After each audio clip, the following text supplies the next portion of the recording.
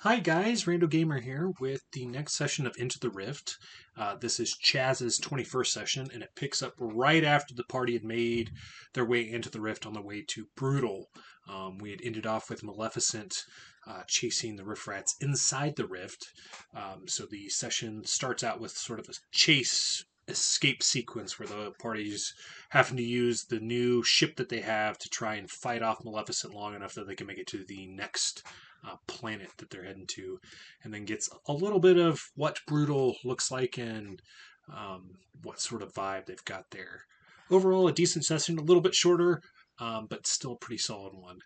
If you liked the video, make sure to hit the like button, and if you want to stay up to date with all my latest content, make sure to hit that subscribe button. But without further ado, here is Into the Rift, Chazz's 21st session. So what I got to start off is we went on our mission to go get a drink before figuring out what the fuck was going on. So we started out the session in the bar. I want to say it was the Bronze Cobalt or the Cobalt Lounge, one or the other. Um, but the key point was we noticed 3 or 4 individuals walking in kind of awkwardly. They had black and purple attire, and there was a brooch on their cloak that was very interesting design, which kind of gave everybody the vibe of like Maleficent, but we weren't super sure. Uh, Cassandra had gone up to kind of confront them instead of being subversive about it, and kind of calling them out on the mic, and tried to activate her new ability that we'd been given from the Machine God. Unfortunately, it didn't really work the way she was hoping that it would. Um, the rest of the party, not really wanting to start confrontation, had kind of made their way out of the bar except for Gruzzle. And Gruzzle had attacked them up front and kind of blocking them from being able to leave the bar at that point. Uh, Once again, Cassandra tried to use her god ability on them as they were starting to do a ritual on the floor, and when it failed to activate, she ended up jumping out of the window, realizing that she was outmatched. Um, Gruzzle had stuck in there and managed to kind of bundle them all up and throw them through the ceiling of the bar there, at which point they exploded in midair. And the explosion was so large that it was very apparent that if they had stayed in the bar, the entire bar would have been wiped out. Um, at this point, the Outlander had confirmed for the party that had already left that that was indeed the sigil of Maleficent, and we made the decision that we needed to regroup and make it out to the countryside. So we'd gone back to the warehouse. Um, Gruzzle activated his god ability, which amped his speed so much that he literally was moving at like the speed of sound throughout the town as he picked us all up and got us to the warehouse, where he had been dubbed the Black That's Dragon, right. because I made a reference to the song "Taking a Ride on the Black Dragon." Um, Once we got to the warehouse, we quickly realized that we needed to get the fuck out of there because they were going to be able to figure out where we were based off of the trail that Gruzzle had left. So Crampy was attempting to do a teleportation to get us there, but all he had was kind of a rough description from the Outlander. So in an attempt to make this as successful as possible, she had done sort of like a mind meld with Crampy to show him an actual image from her mind, um, which proved to be in our favor because Yeah, we were able to we make it touched out. butts. We were able to make it out to the countryside on target. We briefly had a scene that none of the parties privy to, but following us departed, the 5 henchmen of Mal had entered into the warehouse, where one of the group activated the brooch um, as the rest of them left, and he exploded, leveling the warehouse and the surrounding area up to about 200 feet. Once we had made it out to the countryside, Chazz had mentioned that the band was more connected than we'd ever been, and that we should mention the Outlander on our record label, as in like the credits section of our label. That's right. We had then walked up to the nearby cottage, which took a little bit of prodding to finally get the professor to open the door. Once we had reconnected with the professor, he had filled us in that it had been 5 years and about 7 months since we had been presumed dead. He filled us in that the followers of Mal have basically established themselves on the planet since the explosion happened that killed us, and implies that him and the Outlander were kind of expecting some sort of thing for Mal and had been prepared. He also filled us in that the followers of Mal are called the Heartless, and they destroy things as they go. To help us combat Mal, the professor had told us that we needed to go to Brutal, the planet That's Brutal, right. and he had given Chazz a book on Brutal. And then he had led us behind a hidden wall, behind a bookcase, which went down into a cave where we were surprised to see that the Outlander ship was repaired with all the alterations that we kind of had asked for. So it was a little bit bigger in design, and the pirate ships had been integrated into the design of this. Meanwhile, Gruzzle had been up above the area, kind of running laps and testing out his new ability. Realizing it was going to be hard for Gruzzle to get down there, we had asked if there was another way in, and the professor had opened up the roof of the cave, allowing Gruzzle to get down and for us to take the ship out. We made quick time into the ship because a lot of us were very anxious on whether Archimedes was still alive, and we were happy to find that Archimedes had been repaired and was doing well.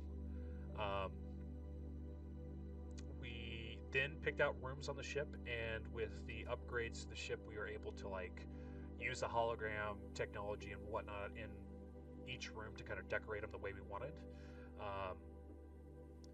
Cassandra had set hers up in a very large section, kind of with like a ritual room. And at this point, she tried to summon some infernals, kind of to bring back like her party, because she wanted to start doing stuff with the rituals and whatnot. And she realized that the portal was very limited, and exactly 0 infernals came out of the portal. The only thing she was able to bring were the pirates that had sold their souls to her. So she realized very quickly that Mal has some very deep control over the infernals. She did follow up on it with Lazan, letting him know that he had a contract with her. And it had been hit whenever he was super high, so he wasn't even privy to the details of it. But Lazan doubled down and upgraded his deal to get more power at the cost of losing his soul on both this and his future life. So even if he died, he would still belong to Cassandra.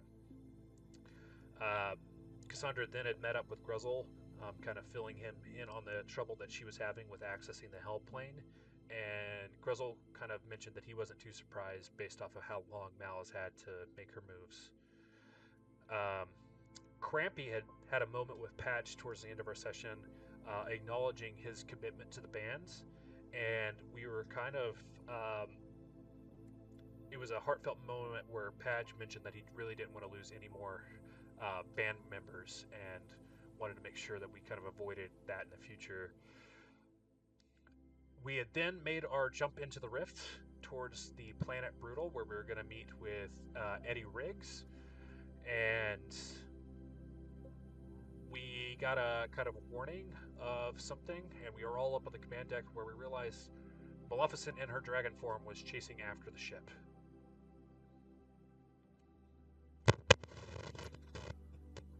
Wow. Okay, I was like, I swear to God, if one more thing breaks, I just fixed one more thing because I realized I'm like, the camera's important. I need it today. That was a very good recap. Inspiration for you. You get an inspiration. Thank you.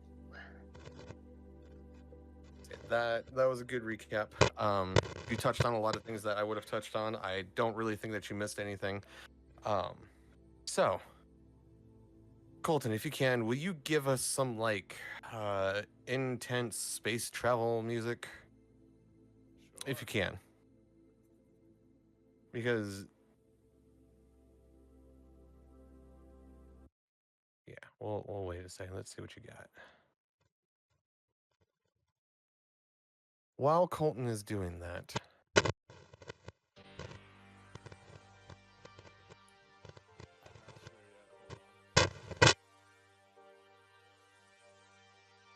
Ooh, like, is this gonna get like I was gonna say, this would be kind of cool. yeah, I think this is kind of cool while I'm explaining a few things. So, something there are new mechanics that I've created that are going to come into play. There are a few things that you get no context on. You have to figure it out. And I don't want you to think too hard outside of the box because it's not like a puzzle. But when I do something, that is your cue that you have a time frame. I like this. Push it to the limit. This is awesome. Yeah, I don't know if this is like if you like if this is too This is hard, you can fucking always just RoboCop put on right some here. like intense chase music or something. Yeah.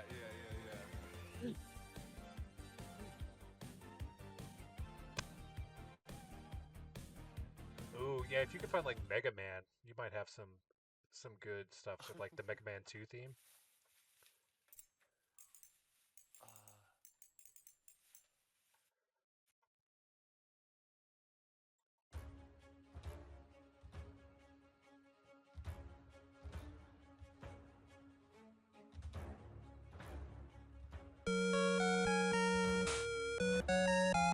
This might work. I won't be too picky about it. So, you guys are starting off where you were. I don't know if everybody was up on deck. I'll say like if with all the commotion that was going on, if you weren't on deck, if you want to come up on main deck, then you're more than welcome to be there. So currently, On my way up the deck, I'll just adjust Python's body in the barrel that we have for him. Poor Pykon. Crampy. He's gotta flip sleep it off the yeah, drinks from the night every couple before. days you have to flip him over, you know? Yeah. Okay. Chaz, where are you? Chaz was up on the command deck already because if I recall, I had ended by trying to write a song about us going to Brutal. That's right. I do remember that. Okay. Lyra, where are you? I will be making my way to the main deck. Okay. And then Ken? Kin would also be making her way to the main deck, very grumpy, as she was getting ready to change into a different outfit, and the shirt ripped because she got scared in the middle of doing it, and so she's kind of grumpy as she marches up to the deck, trying to figure out what's going on. All right. And Patch, what about you? Patch is gonna he's just gonna make his way to the deck, but instead of using the hallways, he's just gonna slip through the vents and just scuttle his way through the vents up to the bridge. I like the scuttle. Alrighty. So as you guys are making your way up into the bridge of the ship, you feel a jostle as the entire ship just gets rocked. As you come in, Chaz, you would have been witnessing some new features of the ship as everybody else is coming into the deck. As you enter into the familiar scenery of the cockpit of the Outlander ship, you find the holographic image of Archimedes perched atop of the Outlander. They're both kind of panicking. Towards the middle of this bridge, is another hologram that's being projected, and you can see that it is of Maleficent. It's showing the rear of the ship, and that she is hot on your guys' tail. And every time you feel a hard jostle, it's because she has hit the ship with the tip of her snoot. The Outlander Oh, sorry. panics a little bit as she's still at the helm of the ship and telling Archimedes, like, I've got it. I just don't know how long I got it for. Fuck, that last one split a reed. What do we need to do, guys? Like, is there something we can help with? I sure hope so. I want to shoot this bitch. I like Oh, hey the guys, what's energy going that we're on? getting right Oh now. shit! Oh, sorry. Oh no, you're fine. I think the chaos energy that we've kind of got going right now is fitting. We just need to channel it in the right direction. What do you got for us, Outlander? I'm not really sure. I'm trying to keep us from dying right now. That's good. There's Start. the old ship used to have a gun. Well, I'm sure we still have defensive measures, right, Archimedes? And Archimedes kind of pops up and down. It's like, yes, I think so. Those seem to be inside of the ship's computer. They should work the same, maybe. Do At you this- know where? Oh, sorry. No, you're good. You'll have a chance to speak in just a second. At this time, if you're paying attention to the hologram of Maleficent, you can see she's kind of drawn back a little bit, and she appears to be charging up some kind of breath weapon attack. Oh shit! Oh shit! Are you giving us a timer? Oh my god. How much time we got? Until it stops. Oh fuck. Can we dip out of the way? Is there a way to get Yeah. out? Yeah, like, can we do like a spinny trick? Like, I don't know, barrel roll? Is that a thing? A barrel, is that a thing? The Outlander, she's like, I mean, we're more than able to, but I don't think the rift is as big as you think it is. Well, what if Maybe we pop not, out but of the there's rift? gotta be- Do we have more maneuverability if we pop out of the rift early? That's not really how that works. There are certain exit points to get to someplace. We don't know where we could end up. Anywhere That is better than in a sucks. dragon's breath again. Can we put all the shields in the back? That's a good idea. Archimedes, can you do that? Archimedes pipes up. She's like, I will do everything that I possibly can. That's a 17. She hits. I need everybody to do a dexterity saving throw. Oh god. Okay. I am good at not those. I am great at this. Hey, so is Kitten. Fucking nat one. There we go. We're starting it my off God. strong. Oh, yes! I Oh, rolled a no. 2, so. Oh no, guys! I rolled Three. the wrong one and rolled A worse. three. We get two What did nat you ones say? in this bitch? Okay, hold on. I'm less prepared than I thought. I need more dice. Oh no. Oh no, you got a 10, Patch. I mean, it's not great, but Yeah, as I assume the breath weapon rocks the ship, Patch gets like when you blow your nose, just gets shot out of the vent into the wall. Chaz manages to split the same fucking green again. And swallow a piece of one. Oh no.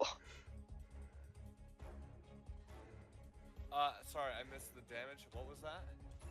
Oh, She's still working on it. because of my nat one, I said Chad split the same raid he already split once and swallowed a piece of it. Oh no!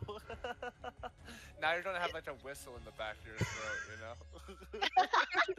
Like Mike My Tyson. voice is now like a woodwind instrument. Oh, Yeah, God. Yeah. You become Joy. like a human woodwind. Okay. That's a lot of dice. Well, that one gets re-rolled. Oh no. What I So- want to know is, did we take the shields up or what?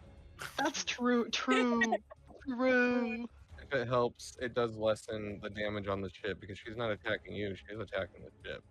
But that jostle hurt pretty bad. Everybody who rolled under 1 second 47. rolled under a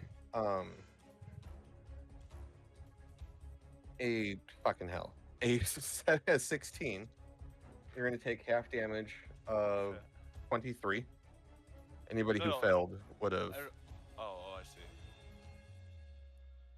So Yeah, my bad. I said that wrong after I said said that it. backwards. Yeah. So Yeah, I said it 23 for if backwards, you but failed, half damage for everybody else. yes. Alrighty. Starting off strong. And it's taking it. rounded up, correct? Kin got a 28. Ha. You DM, you roll it rounding down or up. So half of 23 would be either 11 or 12. Up. Wait. I The thought sh- the total damage was 43, and halved is. No, half of 23 would be your passing. Oh, I see. Failing would be 23. The ship, however, just took 72 points of damage. Okay. Great. Oh god. The best part is we have no clue what the fucking health of the ship is. So That that is could be a that is very also little amount or a whole fuck ton of amount. that is very true. Archimedes suddenly pipes up and says, "I know where the canyon is. It's up at the top deck. It's just like the old ship." Okay, is it one seater? 1-seater, 2-seater, depends on how many you want to sit in the seat. Just go. DM, I have a question. Yes. Can our ship fit within a 30-foot cube?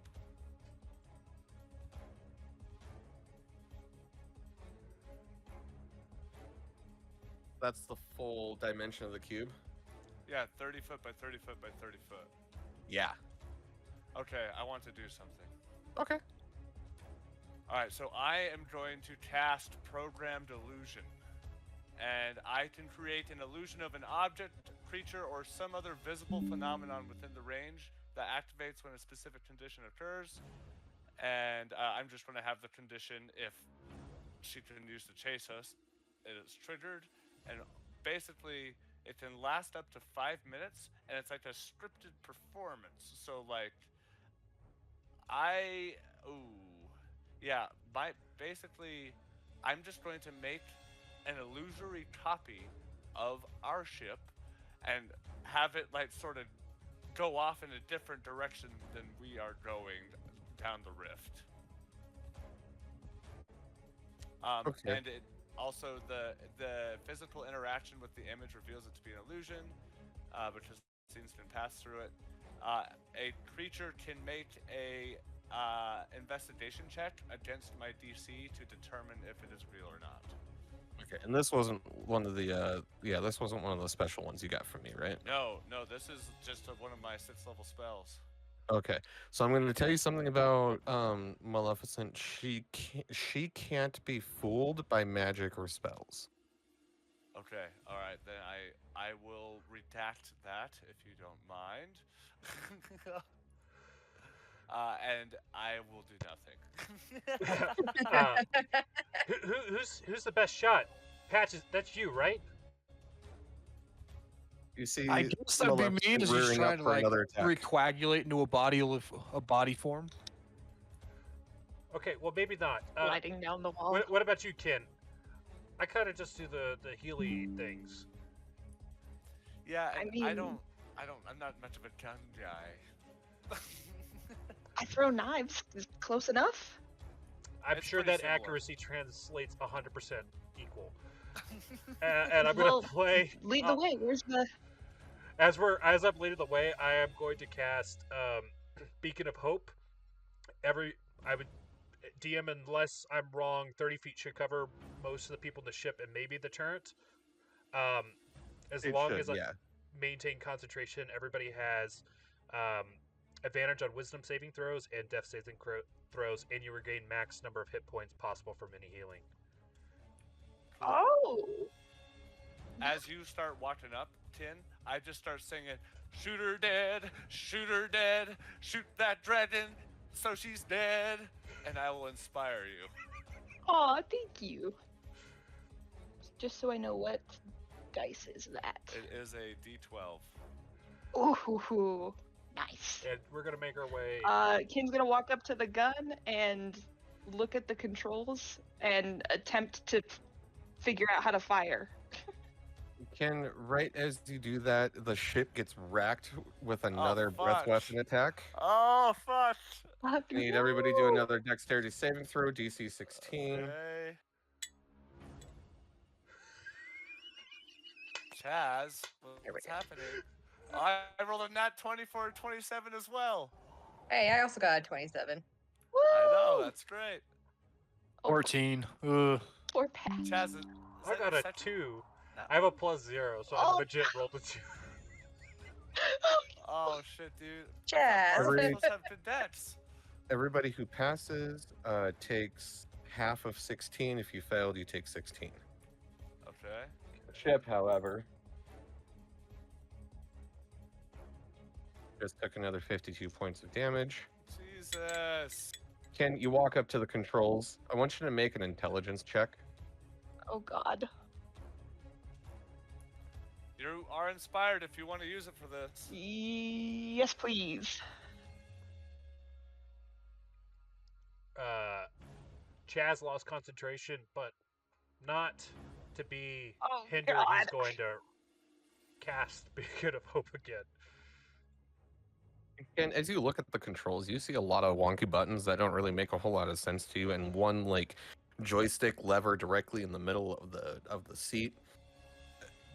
That's about what it looks like to you. You're not 100% sure what's going on here. Chaz is going to hold up his pistol and say, well, this one activates when you pull this thing, so if there's a button that looks like this, I bet that's the one to fire. It looks like there's a a stick in the middle. Is there like a brightly colored button, perhaps? There as you're holding the joystick, there is a trigger button. Okay. Looking out through the cannon, does she see Maleficent or the dragon in view at all? Oh, yeah, 1000%. Okay, at that point, she's gonna kind of fuck it. All right, here we go. Hold down the trigger and wait and see what happens. Okay, because of your intelligence roll, I want you to roll an attack plus 6 is the bonus for the cannon, but do it at disadvantage. Okay. Okay. Come on.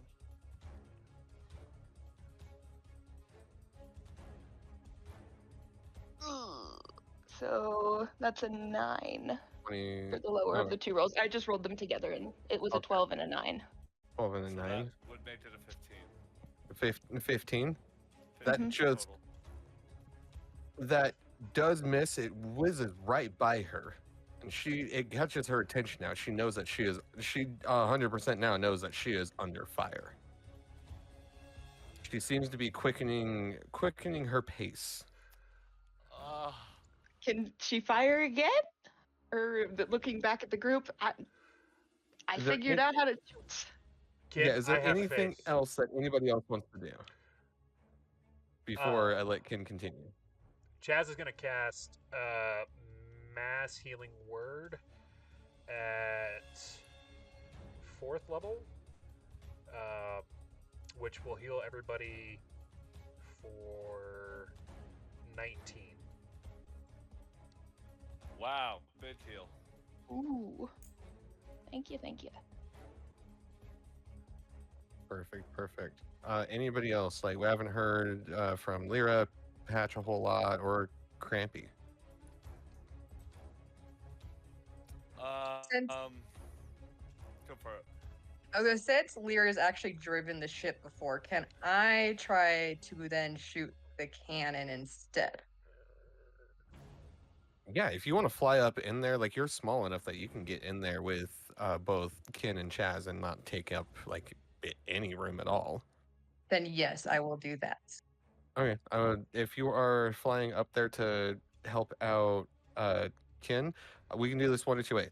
You can either make an intelligence check, or if Ken's going to kind of help guide you with this, then you can make it at advantage. Oh, Ken would 100% be helping guide her. She'd, upon seeing Lyra come up, she would be like, "Oh, I'm getting out of the way. Give someone else is going to give this a try," and like try to maybe stand in a position to where she could be like a support or maybe help position things if need be. Perfect. You see, Maleficent is rearing up for another attack. Get her.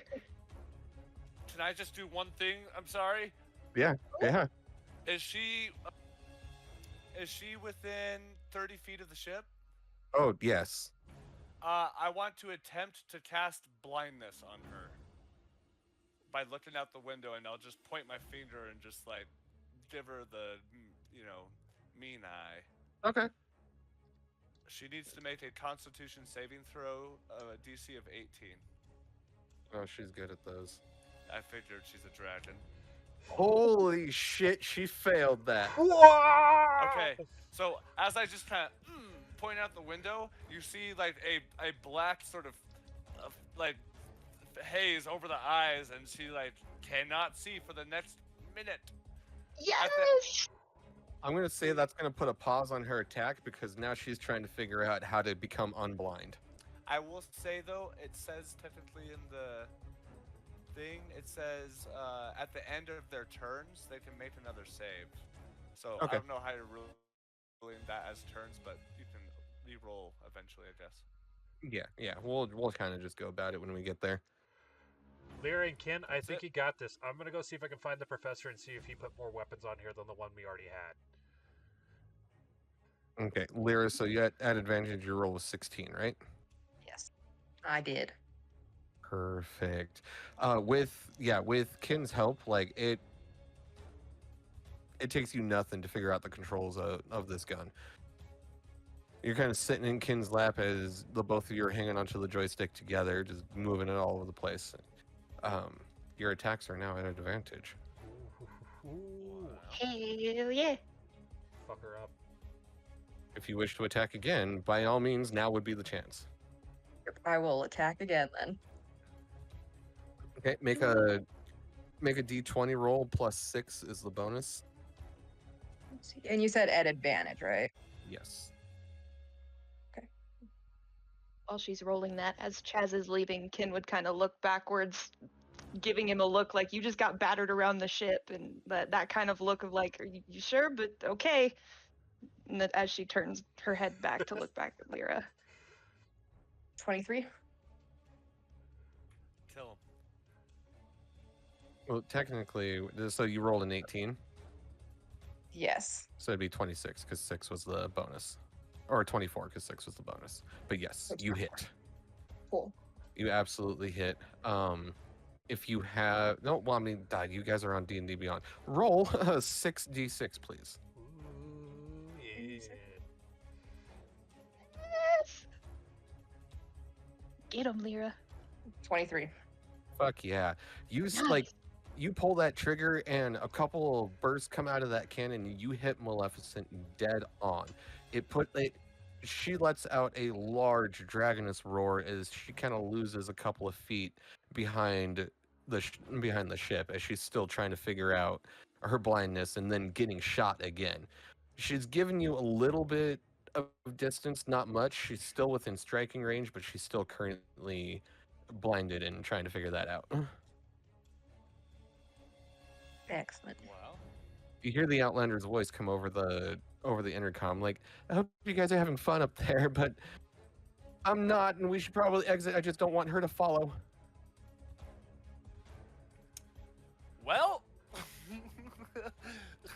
the mistress of all evil is fucking on our tail. So unless if you done anything better, and if this gun can't take her down, we got. But if she's blind right now because of what you did, then we should be able to exit and she can't follow, right? Because she won't see where we go. Maybe, Right? maybe she Right? won't. Right? It's worth a shot while we have the blind. That's Yeah. bold to assume that Maleficent needs her eyes to track you.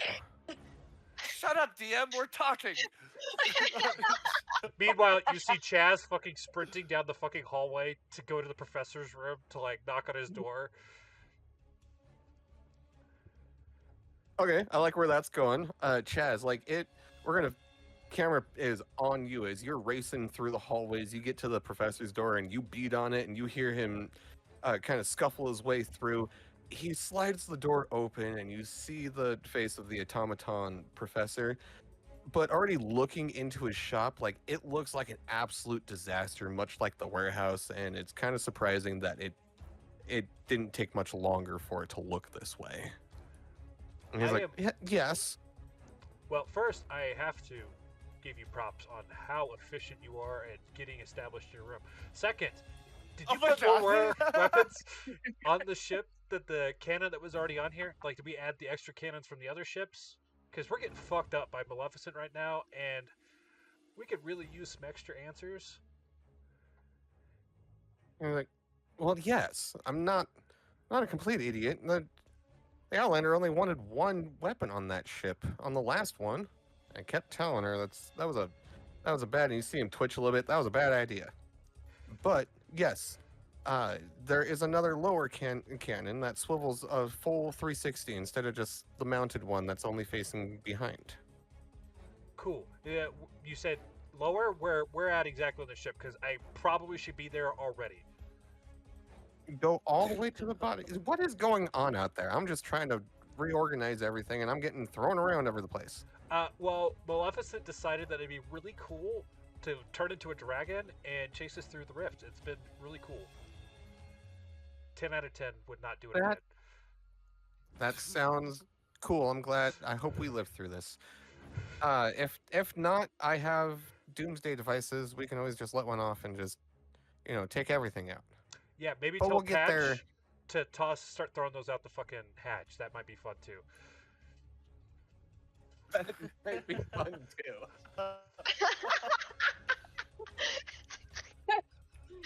A plan's good if the plan rhymes with the character's name.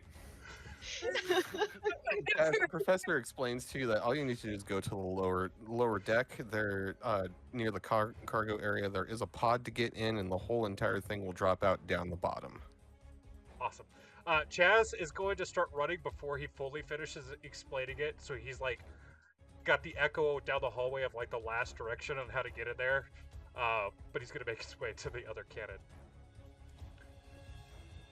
And you make your way there. You find the tube or the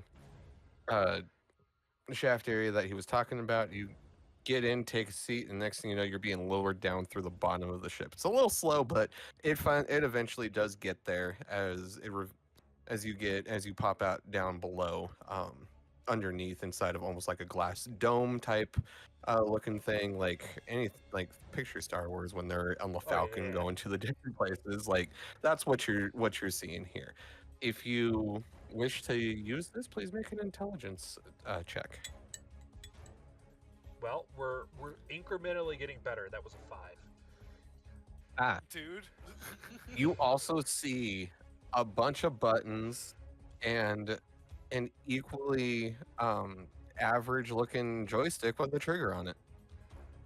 Well, I watched Ken and Lear shoot, so I probably got this. He's gonna yank that bitch on fire.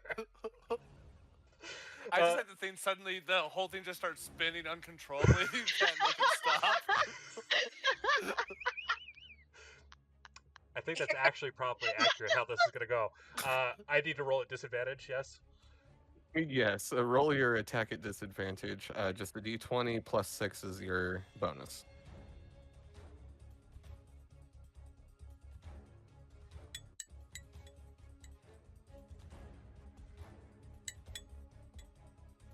Man, that fucking sucks that I have to roll at disadvantage. That's Yeah, a 13 like- at disadvantage. Yeah, when you grip the joystick and you squeeze the trigger, you accidentally kind of lean just a little bit too much and it fires, but you fire in all manner of directions, spinning around in circles. And you hear the voice of the Outlander, "What the fuck are you doing down there?" Helping! And it's like an echo because he's like the Doppler effect going on. Yeah. All right, we have our two gunners in place. We are NASA, going. We have our two gunners in place. We're going to use that as just this kind of initiative. If anybody wants to do something who's not in this, please chime up. Otherwise, we are on. Right now, we are on Ken and Lyra. You guys are up. What are you doing? Unless if I you vote. want Patch a chance real quick, but yeah. Yeah, Patch. Is there anything that you would like to do while this is going on? Yeah, as I hear the recoil of the second cannon going off, Patch is gonna run over to, being a little bit near the ship. Like, he'd assume the navigational console, be like, Archimedes, pull up maps, and he's gonna like stretch out all three of his arms, and he's gonna try to like manipulate the digital screens to try to route a quicker route to Cool. the plane we're going through the rift. Cool, dude. And you, oh, fuck yeah. Awesome. Okay, so you're trying to find a quicker way out. Am I correct? Yeah, or more or less, trying to help Archimedes navigate, I would imagine. Or Okay. whatever. Yeah. How would I have you roll for that? I mean, Maybe survival? Yeah, I was gonna say you could go Survival, maybe? survival or an intelligence to even know how to manipulate the technology on the ship. That's where you kind of get into the gray area. You know what? Yeah, I also agree. One second. you could also have Patch come up with a skill and justify why he could use that skill to be in place of it. I do like that idea. I maybe you could, I could so I have a spell locate object using my, since I like have sort of a ranger background, possibly just be better with maps, and so it can sort of just navigate through that sort of way.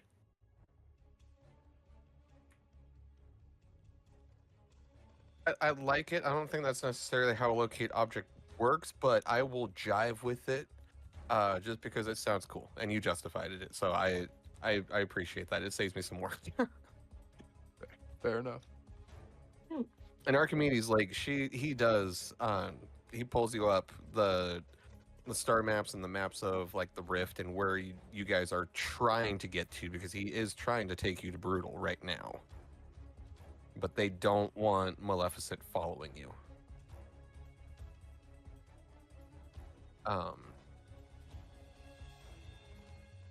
gonna say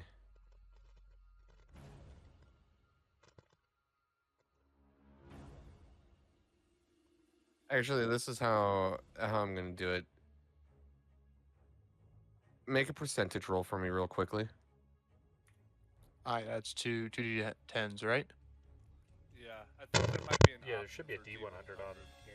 Yeah, if you just in the D&D Beyond, if you just do a D100, that'll work. 15. Perfect. I was gonna say Call of Cthulhu. That's a fantastic roll. Well, and Yeah, we going high, we going low. Was well, and this is how I kind of like ruled it. I did it really quickly. We were like, depending on the number, will depend on whether like good or bad within like 4 different sections, and you rolled in the good section, so good for you. Woo! Yeah, Patch, like you are able to kind of figure out like, hey, there coming up there is a like junction where the rift kind of splits off, and that will take us like it'll cut your time travel in half. Fantastic. Okay. What do you do with that Yeah. information? Archimedes, you overlooked something, and he like points or like draws a line through the screen to show the route. It's coming up. Make sure we make this intersection. You see Archimedes, like, even though Archimedes is a hologram and not a physical being, you see Archimedes like still tap its foot on top of the Outlander's hat to try to get its attention, get her attention, even though it doesn't do anything. Oh my But God. she relays that information to the Outlander, and you see the Outlander just kind of tip her hat at Archimedes as she plants herself harder into the helm of the ship. She throws a couple levers forward, and the ship starts to pick up speed. Maleficent is still kind of struggling. Real quick, I want Ken and Lyra to take your turn on what you're doing. I vote we shoot. What do you think? Yeah, I'm good with attacking her again. Get her! Perfect. Roll at advantage, please, one of you. You rolling? Do you want me to roll? I'm good either way. I was gonna say I'm good either way. I feel like your roll gave us the win, so go for it. Okay. Okay.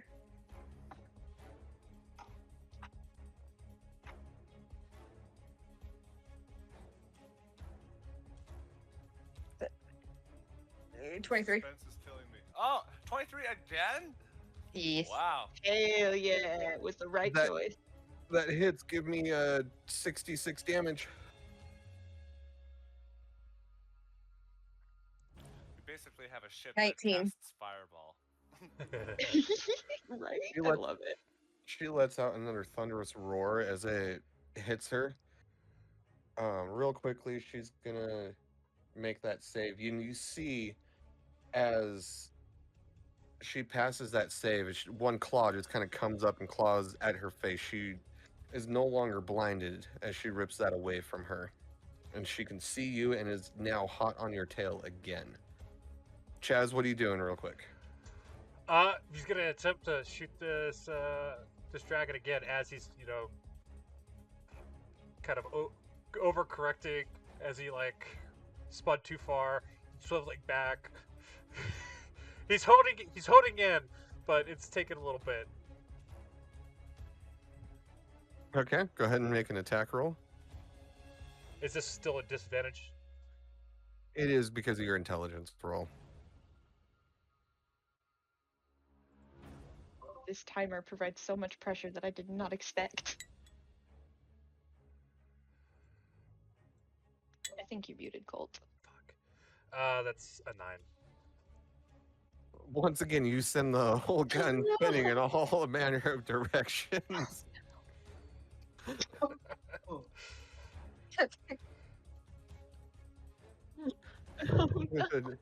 Do we have time to fire again? You do? Unless anybody else wants to step in, we're just going to go back to Ken and Lyra. Can we get another blind off? I think you're muted, Colt. Oh, yeah, sorry. I don't have much to help right now.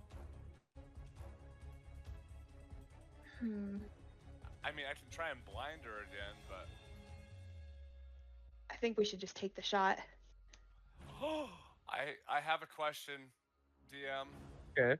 Is Maleficent considered a monster? Technically, no. Technically, no? Yeah, technically, no. The reason why I'm asking is because it's a contingency on a spell I can cast or not. So would you say it's a hard no?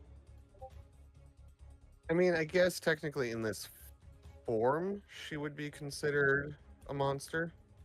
Okay, I take out a piece of small, thin strip of iron, and I go, ah, and the little piece of metal starts to resonate, and I have my eyes roll at the back of my head, and I point at her, and I say, no more! And I will attempt to cast Hold Monster. Okay.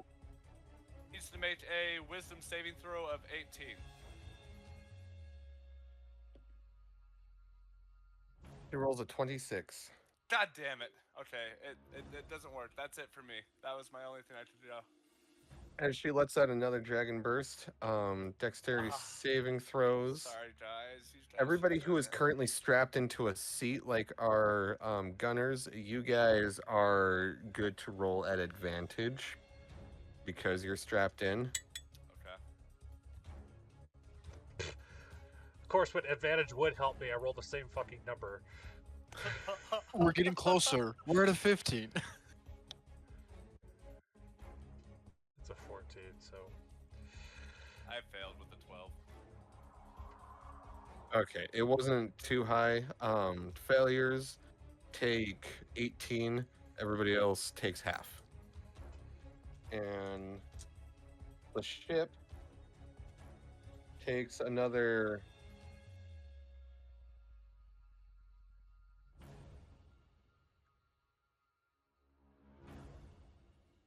45 damage.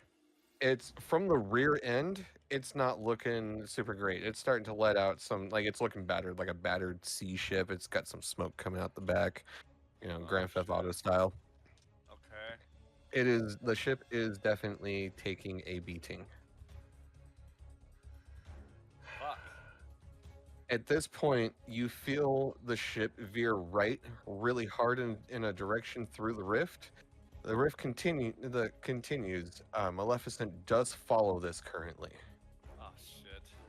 but it is cutting your time in half to get to where you're going. She speeds up, and she's gonna take a legendary action mid-flight as she claws at the back of the ship. She hits it. She Ugh. deals an additional 23 points of damage to the rear of the ship.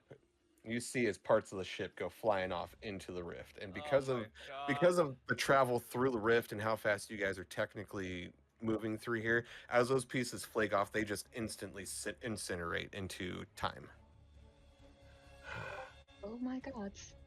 Rears Hather, back. Chazz is fucking done with the turret for a moment, and he's gonna cast Dawn. So a beam of fucking light comes out the back of the ship at Maleficent. It's a Constitution saving throw.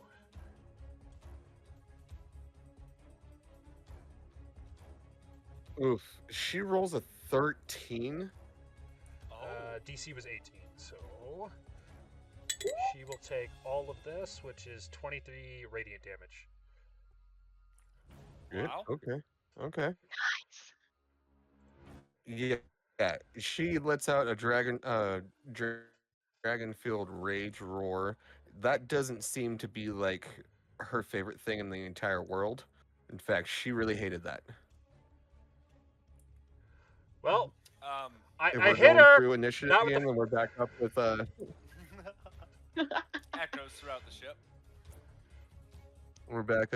Ken and Lyra. Unless Patch wants to step in on something real quick. Patch is still crunching the numbers. We pass for a second. Perfect. Ken, Lyra, We're gonna attempt to attack again. Yep. do it. Go for it.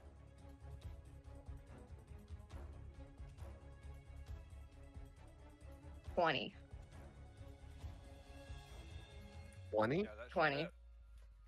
That hits. Hell yeah. Killer 20 dead, Lyra. damage. 20 damage.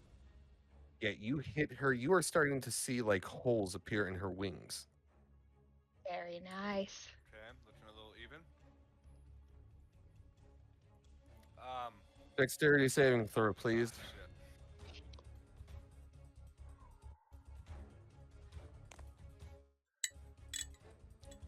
I finally passed. Woo! Beats it! Yay! You got there! You found his sea legs. Oh, wait, I hope so. I'm fucking strapped in. Like, Anybody who failed will take 16. Everybody else half. Okay. The ship is taking another 44 points of damage. Oh my God. More chunks of the back of the ship have flown off. You hear the Outlander kind of like shout, like, "We just got this."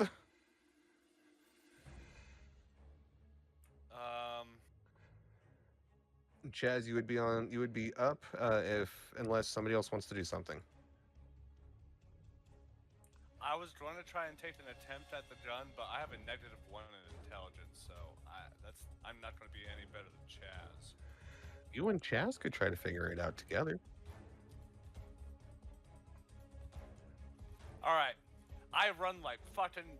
I run down to the bottom of the ship like I am gonna like need the toilet soon, and I'll like yell from down the hall as it echoes, "Chazz, we really gotta do something!"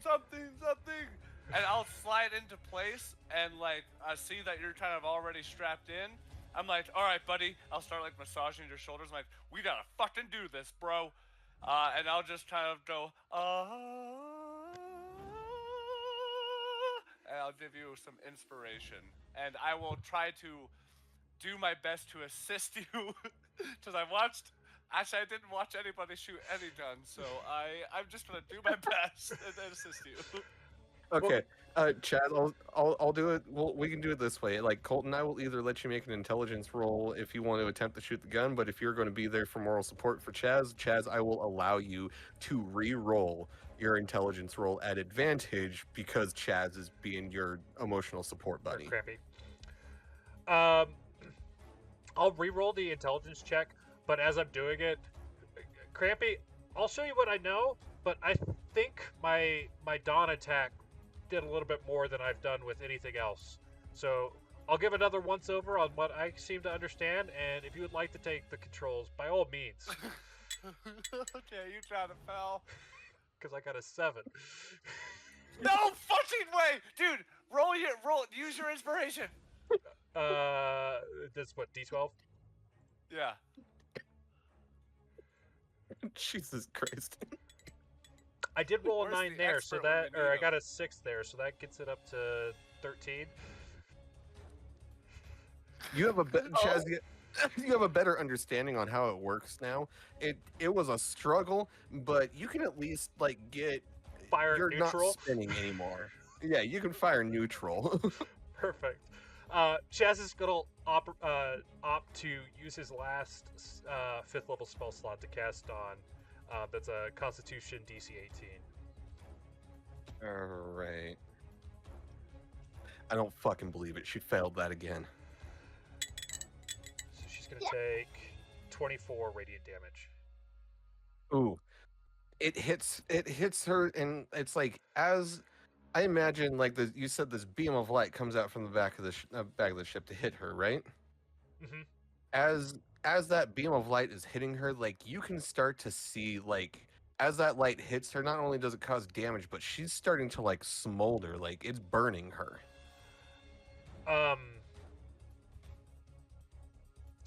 DM, I realized I didn't fully read all the way through this spell, so I probably didn't need to recast. How are we working things like, if I'm placing it on the back of the ship, is it moving relative to us, or will it go backwards as we're traveling through the rift?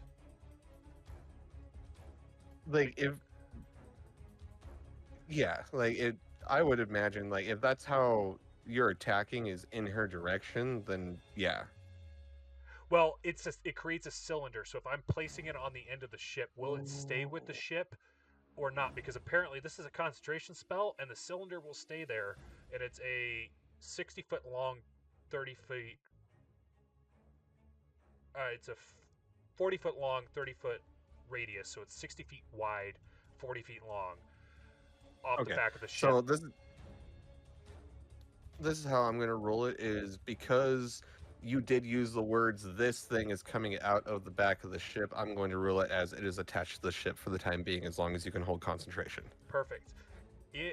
At the end of her turn, this will continue. So as long as she's in the cylinder, it continually causes her to roll this con save. Okay. And I'm just assuming every time she fails, the con save is when she takes damage, right? She takes damage every time. It's just half damage if she passes. Okay, perfect. Nope, that's good. That is good stuff to know.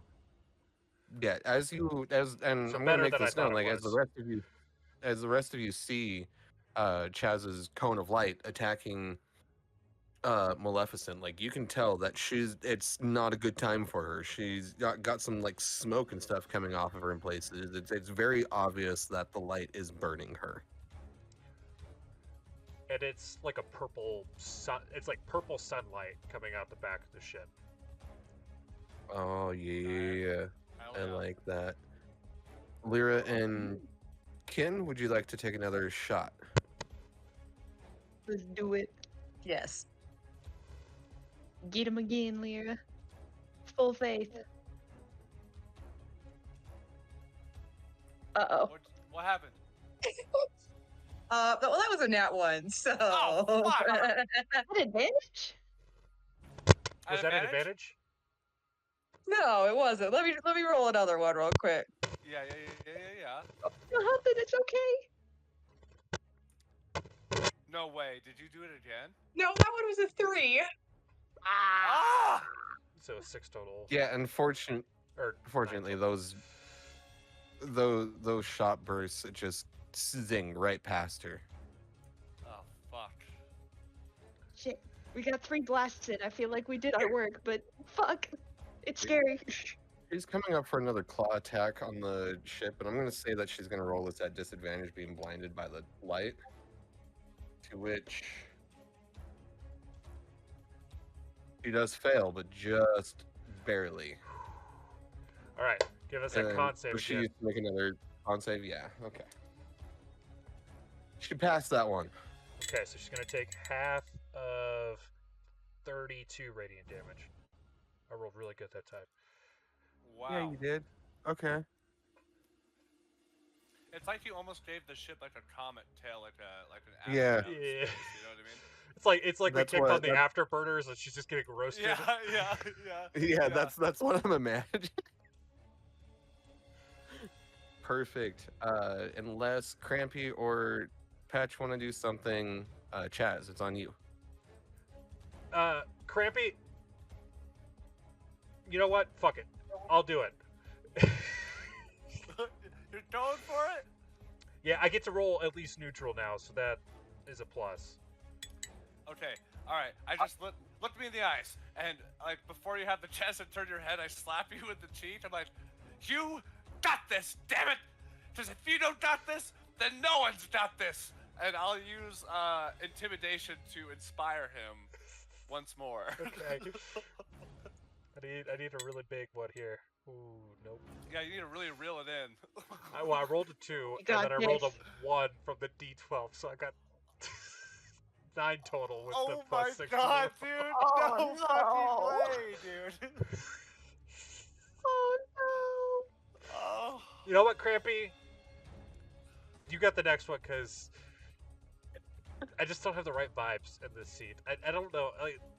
I don't know if it's because it like lowered down too far or what. Like the spatial awareness, like it. If we were to get high in setting this thing, I think it would be fantastic. But this is a bitch when you're sober. Okay, well, alright. Unbuckle. I'm gonna get in. I'll do the next shot. I have to like adjust the seat because like he had to like bring it up a lot closer because he's shorter, you know. Yeah. Crampy, as you're Like, getting the into straps the are a seat, I little need too you to make an tight. intelligence roll.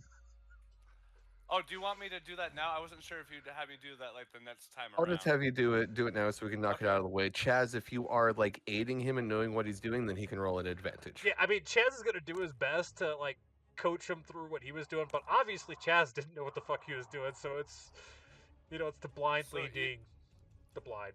Even at advantage, that's a 13. So like, I'm like, yeah, all right. So what was this button again? Yeah, I think that one lowers the seat. And I think that one's the heat for the seats, like if you're a little The too seat cold down warmer? here. Yeah, combined, you are also rolling neutral, Crampy. Yeah, so it's just a D20 plus 6.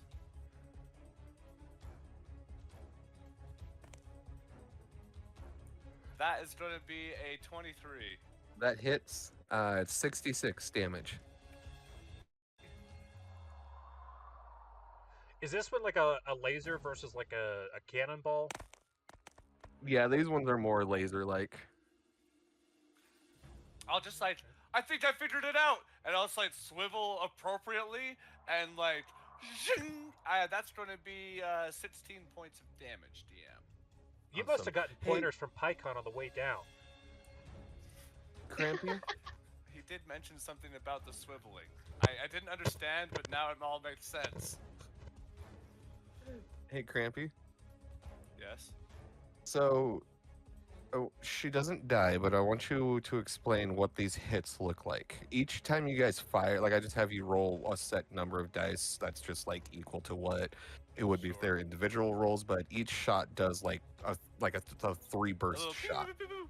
Okay. Yeah. Okay. I kind of want to just like target one winged and destroy all the webbing. So like she like starts like crashing like the World War II plane and just kind of like going down in a spiral somewhere into the rift. Okay. Okay. No, I like that. We'll use that. Like, And maybe we can make a trail of smoke coming from off of her tail, so there's like a little bit of spiral action going on. everybody sees is like Crampy makes that shot, and you see those laser beams like just punch holes through her wings. She lets out a really loud, monstrous dragon roar as this ancient shadow dragon is now spiraling out of control, out from where, out of your sight. I think we got it! I think we got him! We're alive. You hear the Outlander come back over the intercom. Okay, cool. I think we're almost here. And she kind of like looks back at Patch. I really hope that you were correct. And as you feel the Outlander take a really sharp turn and exit the rift. Shots? Anybody? You fe- I'll take a shot. that bright white light engulfs your vision as everything starts to come back to. It doesn't feel. It feels like this should be a win, but when Archimedes was flying the ship and how smooth it is and how smooth she's gotten the Outlander to fly the ship too, this feels like the Outlander's flying like she used to. You see a lot. Both gunners would be able to see, like, the back of the ship does not look good. There's a lot of smoke coming from it. This entire thing is just shaking as you guys are entering the atmosphere of this world. Anything anybody would like to do to try to help anything or do something? If not, I'm going to continue. As we're re-entering and we've exited the rift, Patch is gonna quickly try to see if he can see like any damaged equipment in the room, or just run to the back of the plane where we've been taking damage, and try to mend what minor damage he could fix to at least stabilize some things. Okay, how would you like to mend the ship? Since I assume welds are broken and wiring is probably burnt out, Patch would just walk up and like absorb onto it and glow a bit and pretty much reatomize the particles there. Okay, I like that. That's cool. Second. I'm not necessarily denying this, but how exactly are you reatomizing stuff? Exactly. Because like, so with mending, it's like a broken chain or like a torn mending. page. Oh, I didn't catch that part. So I thought you were just saying like your slime body just has these properties to it that you just I was me casting mending. I'm glad that you asked that because I had the same I had the same, like, that was my understanding as well. So I was like looking through everything, like, how would we make this work? Oh, sorry, It's I a racial with trait that. as a It must have not plasmoid. picked up on the mic. My bad. No, you did say it most likely. We just I heard it, but yeah. Yeah, the spell repairs a single break, a tear, and an object. Yeah, you're able to do that. It helps a little bit, like, Patch, as you're doing these things, as you're touching different parts of the ship and bending them back together. It does feel like the ship is starting to stabilize just a little bit. It's still a little rough. The Outlander seems to be coming in like quite hot and fast, but she is also doing her best to try to slow this bitch down. Is there anything else? Is there anything that anybody would like to say or do real fast? Cool. I Oh. don't think so, man. Nope, go ahead, Ken, if you had something. Tin would just make her way back down to the main deck after.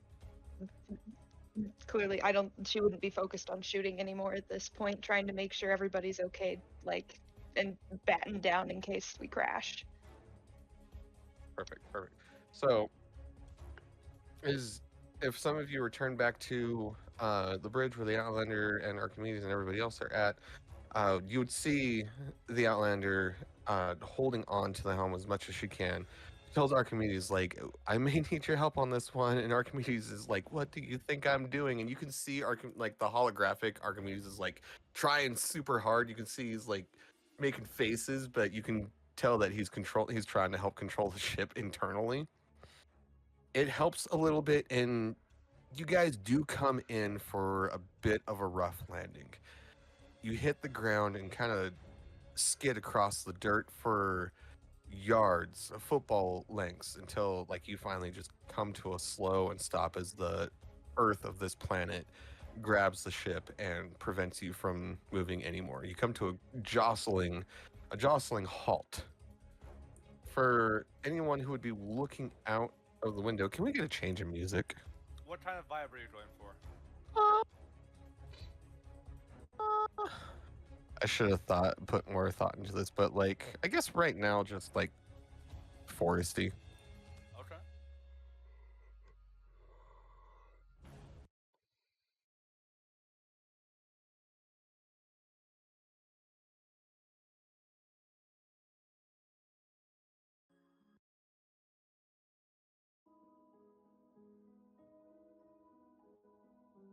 How's this? Yeah, that works. I like that. Get some good old mysterious forest. For anybody who would like have curiosity and look out the window, you do see a plain escape of hills, some mountainsides. This place has green grass, some trees here and there. It does appear to be a planet that has life and oxygen. Also, The Outlander kind of shakes, she kind of shakes her head back and forth to, as her sentence was just like, that was a landing. Yeah, it's not the first crash landing we've survived. I look over at Chazz. The first time you joined the group, we crash landed onto that one bonesaw planet. This one's definitely a little bit more vibrant, so I think it's a win. How's everyone else doing, huh? I'd rather not make a habit of crash and landings, but for a first, this one works. Nobody died, I think. The Outlander kind of looks over her shoulder at you. It's like, Ken, I think this will be the first time you notice when the Outlander is piloting the ship through the rift. When she comes up to the helm to take the controls, she steps into almost like this platform on the floor that locks onto her feet to hold her in position, so that way she can remain standing and not have the need of like strapping herself into a chair. Like a And Megazord almost? Yeah, almost. And so you Okay. see as she steps out of these and the ship just lets go of her feet, she looks over her shoulder at you and she's like, nobody's ever died yet. Yeah, I mean, to be honest, with how much parts I saw flying off the back end of the ship at one point, I'm happy that we landed at all. Well, I guess the good thing is that we brought the professor with us, so now we don't have to worry about fixing that stuff ourselves. I say we can break whatever we want. Archimedes makes a really stern look at the Outlander as she says this. We can't break Archimedes. He's the ship now. He just took all of this for us. Kin kind of like squints at the Outlander and puts her hands on her hips. I guess you're right. Archimedes is a part of the ship now. I'm sorry. She reaches over to just like pat the holographic bird on his head. Thank you. But glad to hear the professor's alive too. Yeah, we should probably check that. That might be important. I'm sure he's Wait. fine. We weren't sure. Kin looks like concerned as she darts off to go look for him. He was in his room last I checked, so unless he's moved since then. Are you gonna go check for him, Kin? Kin may or may not have left mid-sentence, pausing for a second simply because she pauses to hear the last of Chazz's bit and then continues. Okay, we're gonna allow that to happen real quick as you make your way down through the ship and you get down towards the cargo area where the professor has set up his shop. You notice as you get there, the door is like half open, and as you turn the corner into the professor's room. The place is much more of a mess. Things have like toppled over and piled. It looks like things were thrown around from the crash. You hear some like scuffling around, and through a pile of just random junk and debris, a hand pops up holding something, and he says, "I got it. Nobody's dying today," as he appears to be holding a doomsday device in his hands. Oh my god. Wonderful! Let's get you out of that pile. Here, give me that. And she takes the doomsday device and very carefully sets it aside, far out of reach if possible, before helping him out. Did he just Tony Stark us? Did he just build a doomsday device out of junk? Well, It's the professor. What do you expect? you make it sound like he only built one. He implied there was Right, multiple right. when I last talked to him. The professor like thanks you for helping him up, and he doesn't really pay attention to you taking the doomsday device from him. And you see, like, you write him up, and he shakes all the dust off of his jacket, and you hear the cogs and gears kind of grinding together as he turns around and like stretches, and it's like, I'm assuming we've landed. Yeah, you could say that. Everyone else is sort of congregated upstairs. I just wanted to make sure you were okay. He's like, oh, perfect. I can finally get back to tidying up around here. It's not too bad. I almost kind of like it like this as he looks around. Everyone has their tastes, I suppose. And kind of eyes the rubble. Yes. Was there something else I could help you with, though? Well, it may be helpful for you to come up with us, maybe to discuss a plan to fix some of this. Fix some of what? We're missing part of the back of the ship. Come with me. Come with me. She grabs his hand and kind of tries to take him upstairs with them. Yeah, With you her. kind of like you lead him out almost like he's waddling past you like Scrooge McDuck being led by the fucking twins. Like he follows you. All right. Yeah. She would. Oh, sorry. No, go ahead. Oh, I was gonna say she would just kind of carefully lead him back upstairs, pausing occasionally to help him getting over rubble and such, but bring him back to group. He is alive, confirmed, as she comes back through the door. What happened and what am I supposed to be fixing? And this is when the professor notices the rear of the ship as he like clutches his chest and like kind of wobbles over and says, "Great machine. What did you do? This took me 5.5 years to build." I think it really just needs a good buff. As I just look at the smoking ass end of our ship. It's gonna take more than a buff. This is at least gonna take me a day to repair. Oh, well, if A it's just day? a day, it's fine. You just wait here and we'll go do some brutal stuff. As he like stretches and you hear like some springs like popping out of place and then like twang, you know. And he's like, I'm an old man. Yes, but now you're with us. So, welcome to the band. You're our mechanic for the tour van. It's like, I don't recall Bill. What's a tour van? The Outlander will fill you out. She was confused at first too, but you'll kind of learn as you participate. He sighs as he like very slowly makes his way out the door and towards the back of the ship to go start repairs. You don't have to rush. I think if any of our previous adventures are anything to go by, you're going to have more than a day to do it. Yeah, at least 2.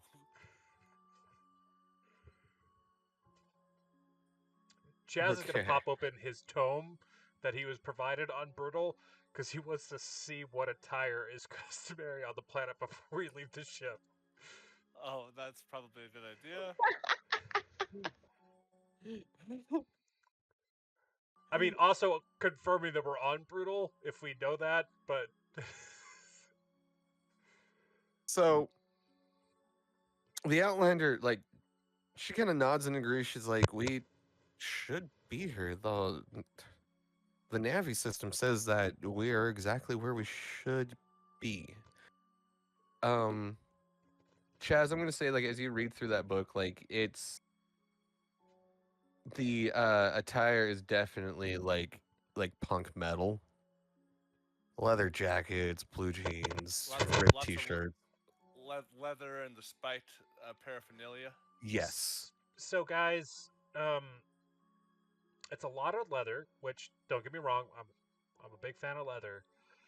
The only downside is it tends to run a little dark, so it's almost exclusively blacks. So um,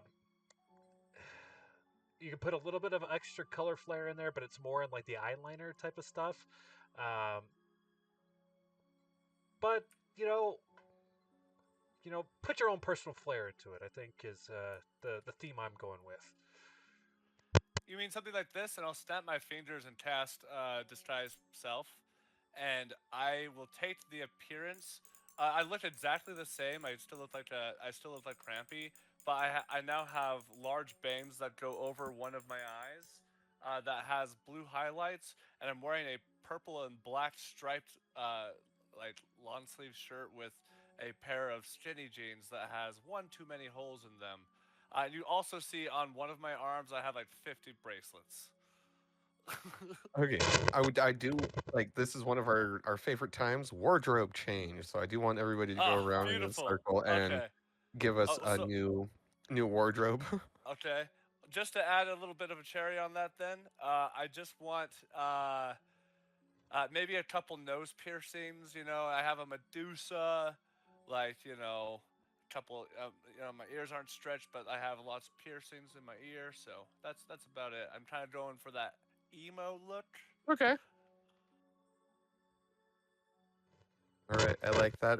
I'm gonna start at the top of I'm gonna work my way from the bottom because Patch always gets last place. So Patch, you're up next on what your wardrobe change looks like.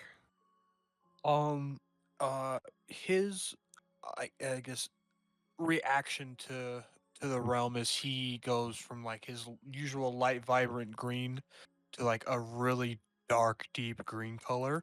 Oh, cool. And then his normal white pauldrons and armor is just gonna be like black, like Damascus steel, like nice dark tones. Cool. Cool.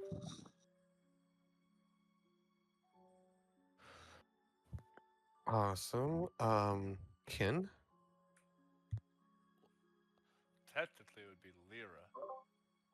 Oh, I see. But maybe you're not going in like the list. You're going from the thing. Never mind. Sorry. I think Kin wouldn't have to change much because her armor set is already like a black dark brown anyways. But I think in favor of trying to fit with the group at this point because she has no idea where she is now, she is going to swap out her usual like arm guards and such and take those off in favor of a spiked leather jacket. Hell And yeah, dude. and let that be a Okay. part of her look, and adding a couple of piercing holes for a nose ring and extra little rings on her ears. Perfect. I love it. All right. And Lyra. No, just kidding. So I actually found a picture because that's how I work. But Sure. that's what I'm going with, minus the horns. Okay, cool. All right. All right. Right on. I did it. I did it. Awesome. Awesome. And then Chaz, why don't you finish us off? Okay, Chaz is gonna pull out a black leather jacket. That looks similar to this. Essentially, what it's got is some purple highlights running throughout it. I'm Oh, just Oh, gonna wear fuck it with yeah. that's the Okay. collar cool. popped. Cool. Okay. Okay. Wow. I love it.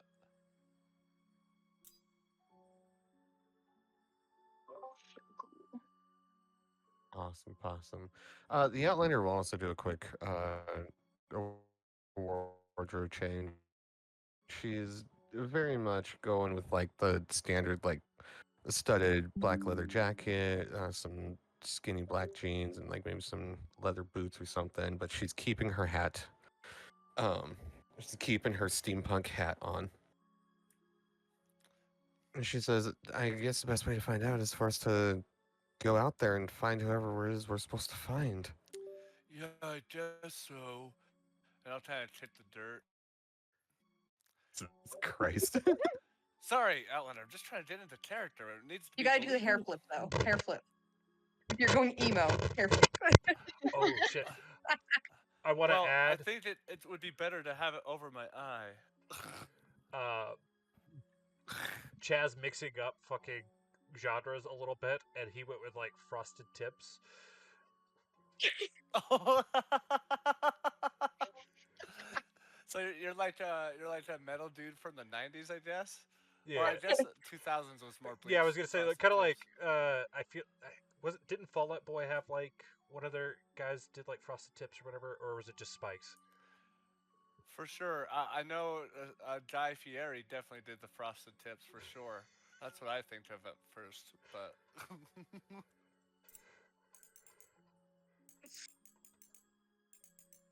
I'm sorry, can you repeat that last part? we're just trying to work out frosted tips is all. Oh, is that what you did? Okay. No, I'm sorry. I had a text message that needed my attention, but we're good now. We're gonna also take a break here in just a second. All right. Is everybody ready to exit the ship? Yeah, for sure. Perfect. You guys make your way down through through the bottom, out through the entrance of the ship, out into this world. As you come out, like it is, like I said, it's really green. Um, there are some trees. Uh,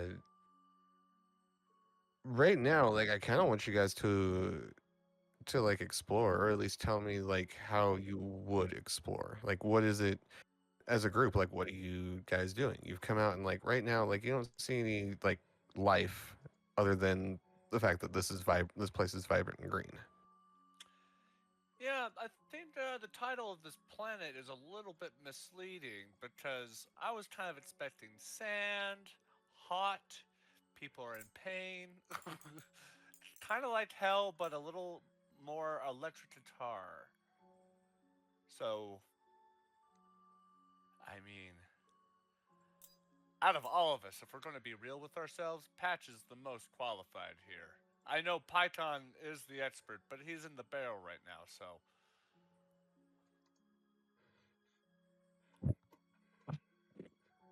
Well, do we have like any research on this plane, on this area, or just we gonna free ball this, get wild? I mean, we have a book, but I don't know how much help it is. Chaz hasn't really piped up that much about it other than the looks, so. I mean, I could look for additional information. I thought this was the most important, though. Oh yeah, fuck books. I don't read them. You have a whole tome with information on the world, and that's what you looked for? Well, I don't see We haven't anybody played else that that. was asking for the book in the first place, so You know what? You know what? Hand We it have a over book. and I will read it. I will read the whole thing. I'm gonna say, could we perhaps look at the book and see do you if have? there's more? Sure, but I'm gonna need like a slip, like a like at a library where you check it out. I do want it back. I'll think about it. I will hand it over. It was more of a joke, but I do want it back. I don't think considering that tour bus is stuck there and that was our ride. I don't think we're going anywhere with the book, anyways. To be fair. True. There was some So is cool there- details on this dude named Eddie Riggs. He looked like the dude that you wanted to model yourself after. He played a guitar kind of like some of the guys in our group as well. So, you know, I'm excited to meet him because he looks like he could be a perfect addition to our band.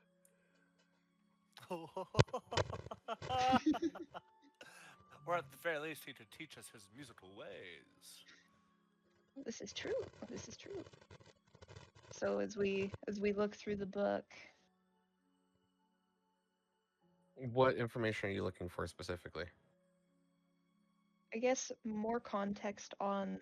I know Lyra was looking at it too, but Kin would be looking for more context on the area in the forest, maybe. Landmarks or something? Yeah. Okay.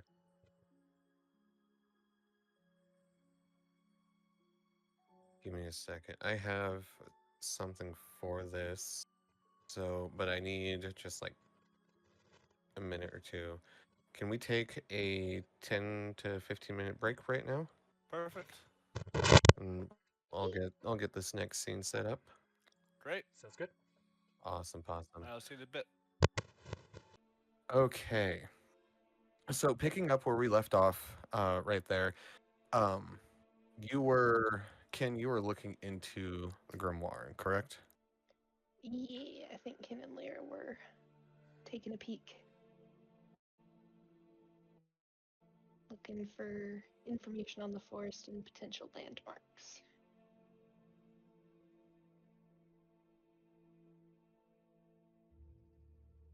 Okay. So I had something different I was gonna do, but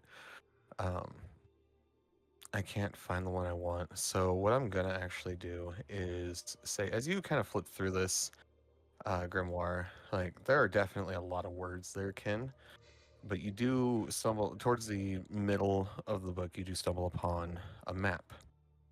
The map is very like, like imagine like Lord of the Rings, like hand drawn map is what you're Crude. looking at. And it's not necessarily to scale per se. Per se, yeah.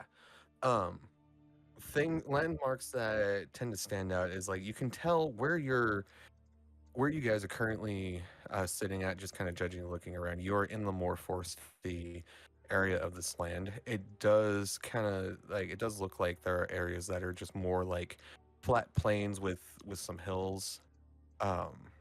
There are a couple rivers that look like they run through this land. Some key points that stand out to you is in the middle of this map, there appears to be a large structure in the shape of a giant sword kind of dug into the ground. And then off towards the right of that, looking about a couple miles, there seems to be like more mountainous areas with what appears to be like an epiglyph. Is that what it's called? Epiglyph? Epitaph? Or a Giphy. An Effigy. It looks Effigy. like, yeah, it looks like there are faces carved into this mountainside. Like Mount Rushmore. Yeah, kind of sort of esque. Okay. Okay. A little bit further north up towards this map, this area tends to looks like it turns more desertous, as like there's drawings of like crude cactus shapes and jagged rocks. There does seem to be a structure up that way towards the mountain edge up north that kind of takes on the shape of a skull. At least that's what it appears on the map as it's drawn in. I knew you were gonna say that. I So love looking at this map, that's kind of a crude layout of what you guys see as far as like landmarks. I sort of intrusively point on your like over the book that you guys are like sort of reading together. I'm like, see, Chaz, look, desert. My instincts weren't off at all. Just throwing that out there. I'm not saying you said I was wrong, but I needed to say that for myself, I guess.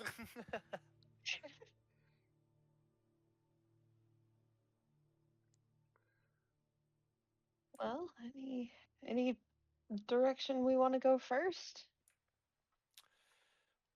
Well, um, is the sword, do you think, dangerous, or is the sword where maybe you can find help because they have swords? I remember some fairy tale where like you pull a sword from the stone and it's like magical and shit. And like Yeah? they use it to slay a dragon, so like Hey, alright, so you're Mhm. saying that this could be a sword in the stone?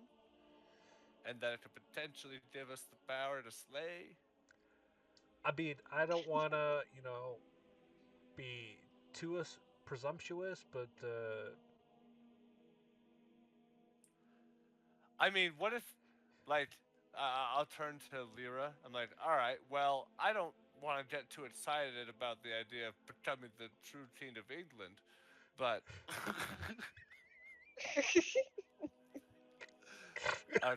Crampy's nose starts to bleed because of the meta break there. And so, I don't know, what do you think? Out of these locations should we go?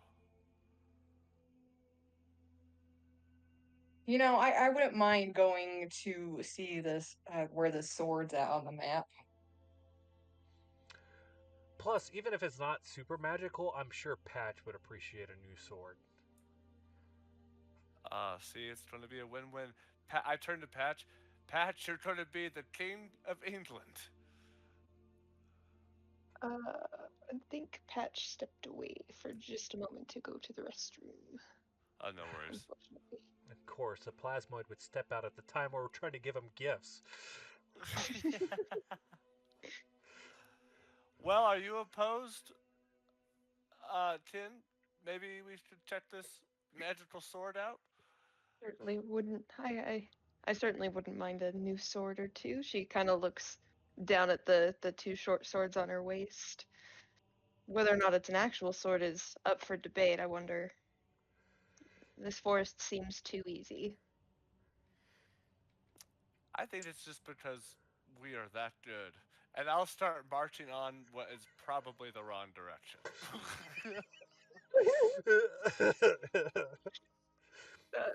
Crap!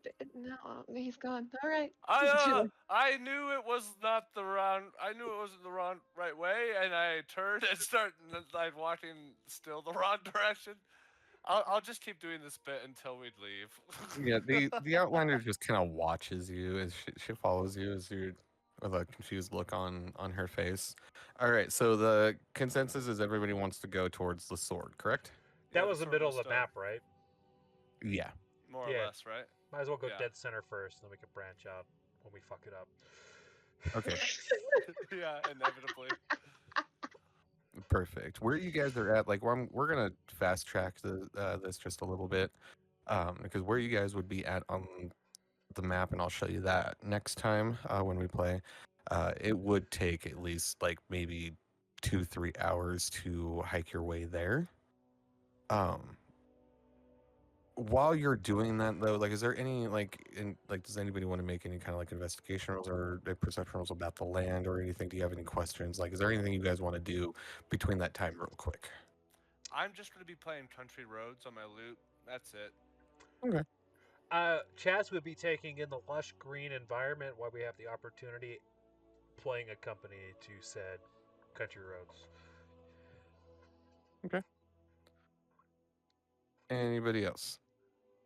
Hin would probably have a pretty wary eye out for anything going on around just in case, just watching for off movements in the bushes and things like that as they travel, but otherwise enjoying the music and occasionally looking at her violin and her that she carries around with her, but at this stage is not playing at the moment. Are you still holding the map? Like the Oh, book and stuff? um, I I think just assumed you were, but I wasn't sure. at this point, I think Kin would actually have offered it back to Chaz, where they have figured it out. She would be like, she would approach him after everything is said and done, and hold out the book, kind of expectantly, not saying much. Well, thank you. I am excited to see what other secrets of this brutal legend. I really need to hit that chapter on Eddie Riggs because that dude sounded like he's pretty dope, and we kind of need to know enough about him so that we can recruit him to our band because he's got the kind of edge that we really want. I definitely think so. If he turns out to be as friendly as everybody claims, suppose we'll have to see when we get there. But thank you for letting us use your book, regardless. Well, I mean, I take an owner claim of it, but I probably should own up. The professor lent it to me, so it's not really mine. It's his, but as we've already learned, I guarantee he's already forgotten that it was his to begin with. You have a point. And I mean, This is- ultimately he came with us, so to be fair, it's still just borrowing if he's along for the ride, right? Right, like if he can see it occasionally, I haven't really stolen it. Not yet, anyways. Real quick question, Chaz, because I've heard you mention more than once the chapter on Eddie Riggs. Have I missed something? Like, were you looking for information on him, or have we gone over that already? We were told that we needed to search for him. I might have made the assumption as a player that there's a mention of him in this book, and just keep referring to it. There No, might not okay, be, and so No, yeah, I whether or not there is, that might have just been the case. I will say that, like, if you've taken any time reading over the book, you would have found like Eddie Riggs is mentioned as like one of the greater like legends of this world, helping end one of the biggest wars that ever happened here. perfect. So I wasn't talking out of my ass.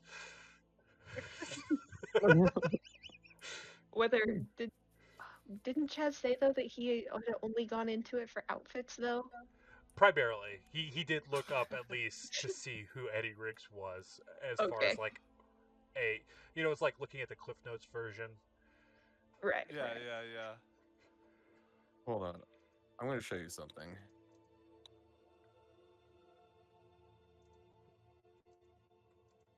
One second.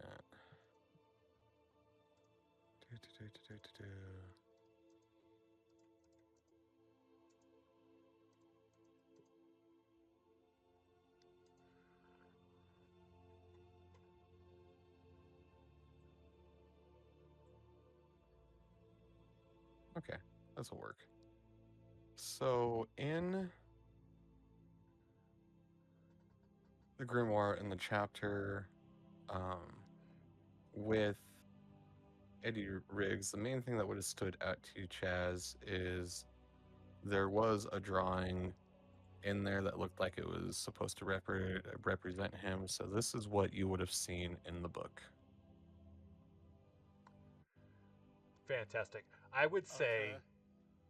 based off of Chaz's personality, he saw the name Eddie Riggs in this picture, and he's formed all of his opinions based off of that. Of course he did. Spectacular. Okay, Not saying that he perfect. can't And read, he can, but he is just elected not to at this point. yeah. The pictures are nicer to look at, anyways. and then Ken, I just want to make sure, like, did you say you were investigating like the land around you, or are you just walking along with everybody? Yeah, like looking out in the bushes and shit, making sure nothing's gonna. Yeah, Kin would kind of, by nature, she would walk kind of off the road, I would say. Still near the group, but she would stay off the beaten path for the Okay. most part, just to keep an eye on things. Perfect. Make a perception roll for me, will you? Sure. Perception or investigation? I'll let you choose. Ooh, hold on. Let me check those. We're gonna go with perception. That's a 25. Oh, Jesus. Okay. One more second. And then I'm singing the chorus for the 15th time because I've just been continuously playing Country Roads for the last like 30 minutes of our walk.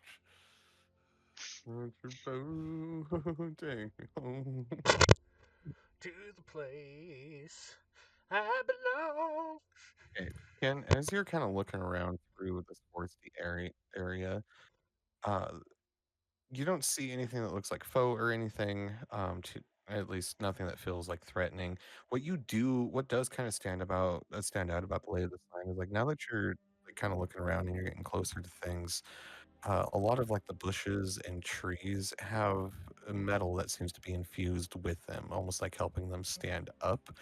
Upon further inspection, they would appear more cylindrical, almost kind of representing that of like the tailpipe of a car. And you hear this chirping coming in from between some trees, and moving between that area, you see um, something that's just kind of walking along that looks a little bit like this, but it doesn't seem threatening. It almost like it hears you and it sees you, and you kind of startle it, and then it turns and gallops off into the forest. Huh. And these are the things that you discover about this world. Dope. It's like some sort of bamboo. Not bamboo, I mean baboon sort of thing almost. Yeah. Or dog, wolf. I guess a dog. It's more of like a dog, not really ape-like, I suppose. I feel like if we can make a friend with one, we should. It didn't seem to be overly, fond of us, but I wonder where it went and what it does. I mean, I wasn't necessarily like hellbound on the whole sword and the stone and becoming kings and all that. We can check this shit out. Let's do it. We don't have to. I was curious. It's interesting. Yeah, I mean, a couple planets ago we were trying to get dinosaurs, so I mean, you're not wrong, Chaz. Let's do it. Let's track this fucker down. Okay, so now you're okay. Sorry, DM. Sorry, voice in the sky. We got distracted. Patch, are you back and able to track this thing? I feel like this is right in your repertoire. Oh, it would be, but he is not. I will take a moment to go make sure he is okay. Oh shit. Yeah, this Because would I think be, like, forest the is like his fucking preferred Yeah, environment yeah. too. Yeah. Yeah, we'll give it a second. We'll see where Patch is at. Hopefully he's okay. These kind of If not- remind me of the Skags in Borderlands. They're like the creatures, like their mouth opens up four ways or whatever, and they shoot. Yeah, like, yeah. Like you're saying, these are all like drawing representations I'm finding because I'm trying really hard not to just like straight rip off the game, but I am. No, they Patch could. is unfortunately. Oh, sorry. Oh, go ahead. Sorry. But Patch, I think, is unfortunately out for the evening. He's not doing very well. Oh no. Oh hell. My apologies. Oh no, it's totally fine. That sucks. All the diseases are kind of going around right now. Yeah. If it is the consensus of the group that you guys would like to use Patch's survival ability to track this thing down, I will roll for him. Yeah, for sure. I mean, yeah, I'm definitely happy to take his significantly higher score. Ken might have one close though. I Shit, do have I a might plus actually. 13. I have a plus 20 in it, or not plus 20, plus 10. plus 10 is still pretty good. That is pretty good, but for survival, Ken has a 13. Okay. Oh shit. And I think Patches was what, a 15? His is a 14. His would be better Ken than. could just cover it then. Yeah. Okay, no worries. We'll say that you guys talked Patch into it. I don't really think Patch would protest against it. Yeah, it No, was I think more Patch me would as a be. player trying to pull Patch back in because we hadn't heard. He from got him a for little bit. 28. Oh, nice. Patch, you got a 28. You're wonderful. Yeah. Patch, like, I'm just gonna like, oh, I'll do the best imagining I can for him, but like Patch definitely he's able to track this. He sneaks you guys through. You follow his every footstep as he leads you through some trees until you come out into a clearing, almost like an oval clearing in the middle of the forest, where you can recognize the creature that she just saw as it's just kind of grazing in this field, minding its own business. Right now, it is unaware that you are there. Okay. I think this is where we're going to have to be very, very tactical. Did anybody bring like a cracker or something like that? Shit, I didn't think of that. That would have been so smart. Kin would sift through her bag. Do you think it would take a ration? Maybe. My alternative is a bottle of Labiel, so like, not ideal. What about you, Lear? Do you got something?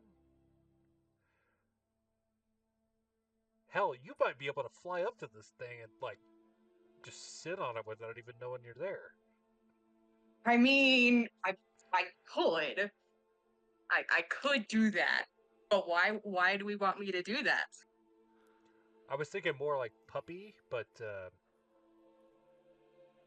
Exactly. It should be a new animal companion for all we know. In fact, Lyra, let's just hope that thing doesn't want to tear your eyeballs out of your skull, and you know, and just you don't have to go. It's fine, Kin. No, I will it's fine. happily. it is Because a fair I point. can also make myself even smaller. Because I could cast Reduce on myself and fly over. So you could be like a tick on its fur. Not that small. No way. Really? I mean, you should be like a tick on her baby. Get it into its bloodstream. Miss Frizzle that shit.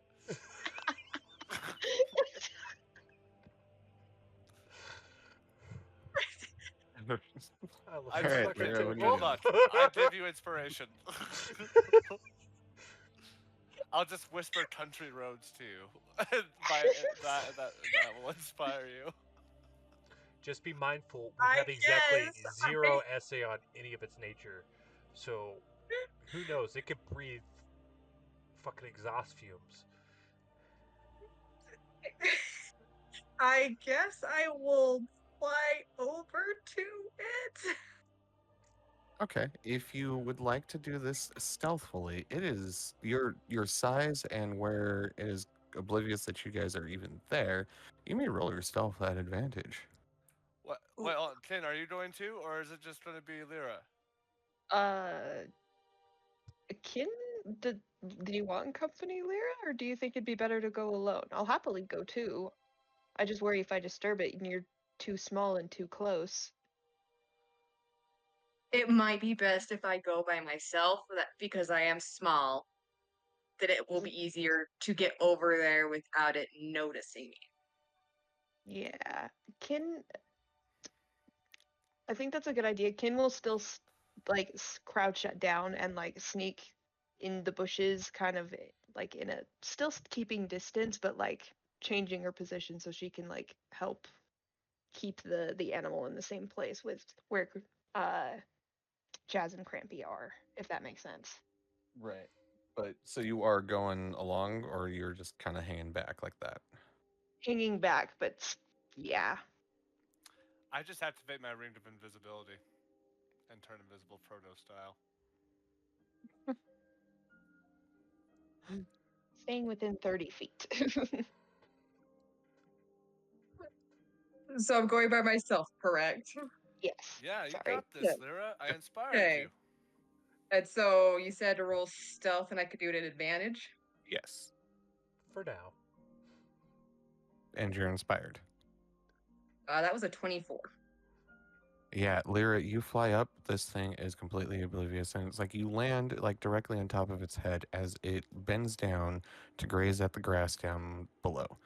Your landing on top of it doesn't disturb it one bit. In fact, like it almost like lets out a little chirp as you land. But it continues to graze and not pay a single bit of attention to you.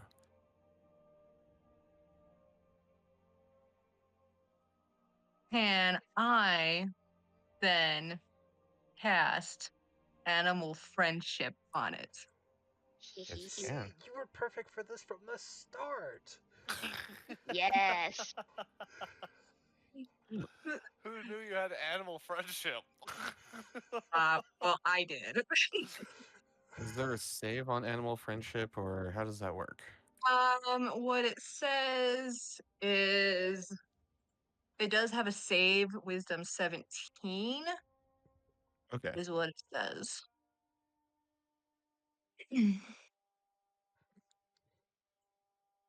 Because it says choose a beast that you can see within range. It must see and hear you. If the beast intelligent is 4 or higher, the spell fails. Otherwise, the beast must succeed on a wisdom saving throw or be charmed by you for the spell's duration. Yeah, I can promise you that it does not know. It is not of an intelligence level that high, and it failed that roll.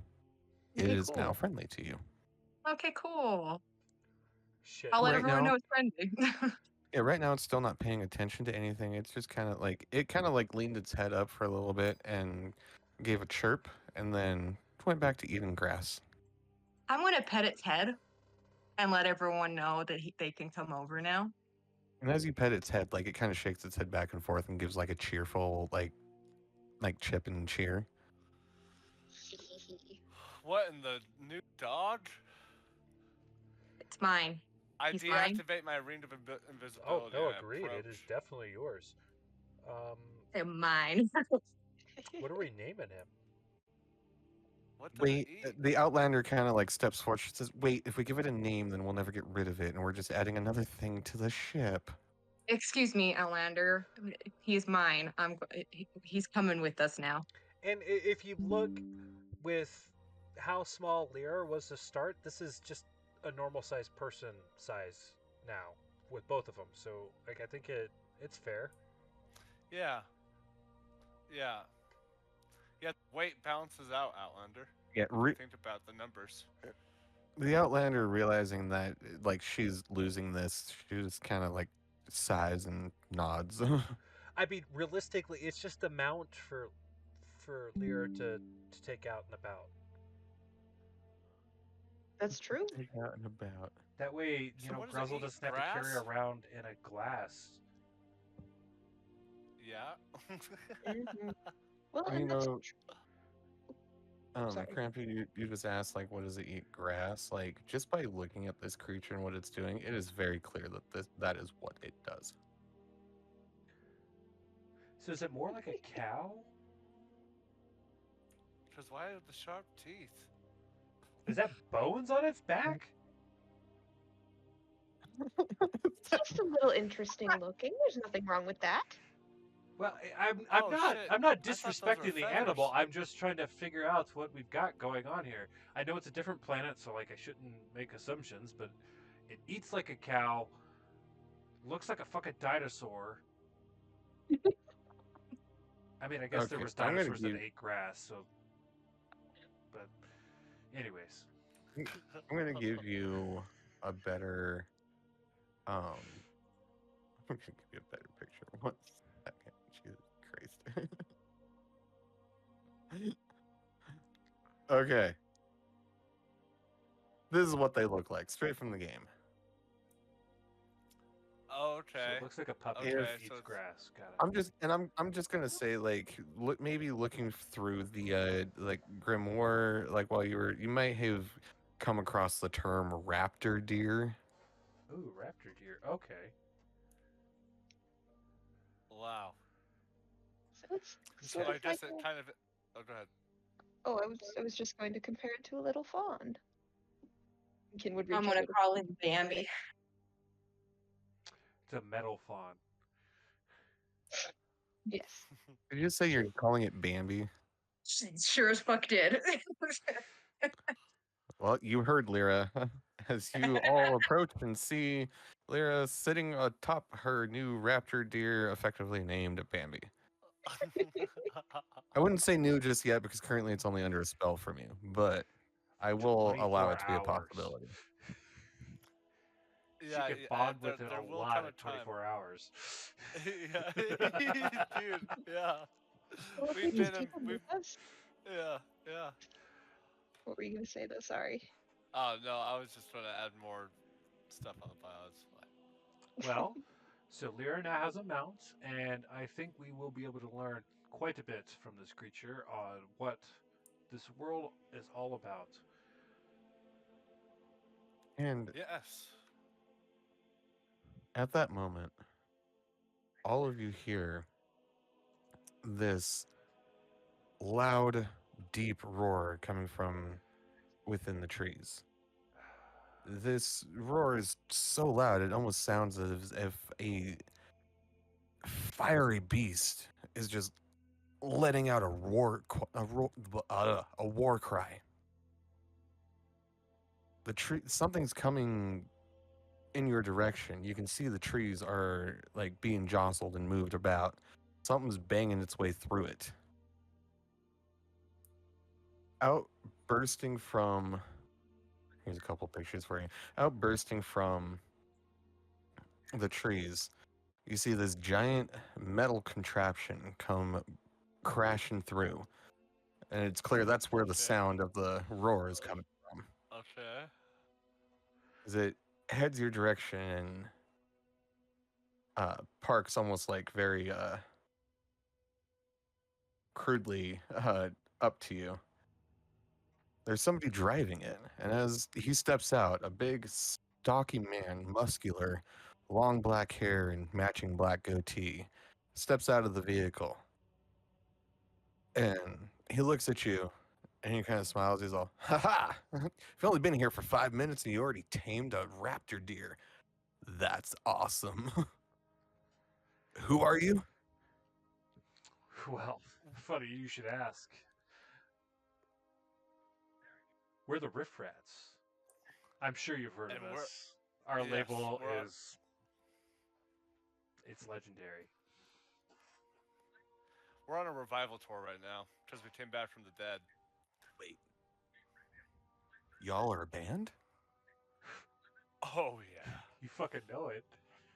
Hold up. Do you know where you are right now?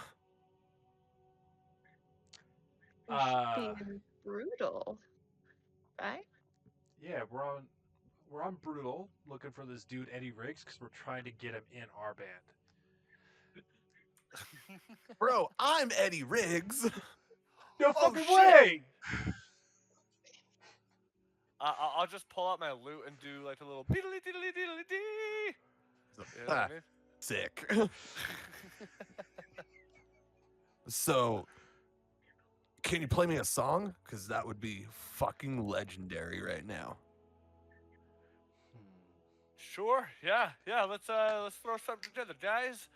All right.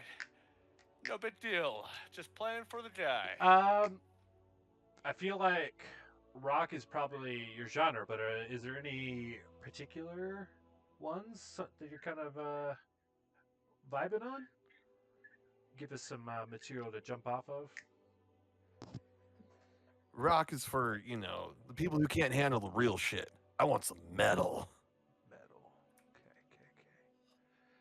Oh man. Okay. All right. Here we go. I was gonna say metal is probably the one genre I have zero fucking knowledge on. I mean, I know some metal songs, but not like. It's more like. Just say, how metal are we talking? Because I got Yeah. power metal in my repertoire, but I don't know if that's what we need. Old metal, new metal, it doesn't matter. It's all the same. It's just good tunes, man. Like, it's just to dip into my personal favorites. Sabaton's a big one that I listen to a lot of. Ken, it sounds like we're gonna follow your lead. Yeah. Just like, you're already doing better than me. Sabaton. I don't know that song. I'm gonna. I was gonna say, that's not a song. That's the group.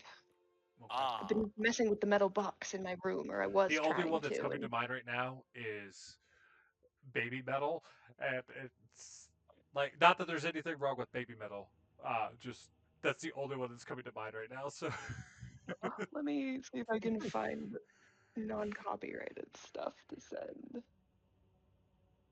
That would be that would be best. Oh shit! Did that picture not save? I hate it when it does that. Oh wait, no, hold up, hold up.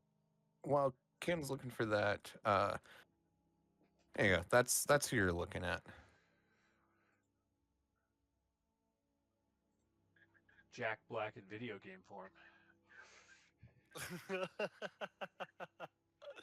Wow. I'm gonna be honest. The only reason why I'm looking forward to the Minecraft movie is because it's got Jason Momoa and Jack Black in it. Yeah, man. I'm not too excited, not gonna lie, but I will probably watch it. Ultimately. I'm excited for the fact that I know it's gonna be campy as fuck, and that's all I need. Right. Right. Yeah. Yeah. Condition. Like I'm going into this movie not thinking that it's like a mine. I'm not going into it thinking that it's Minecraft, because if I compare it to Minecraft, I'm gonna hate it.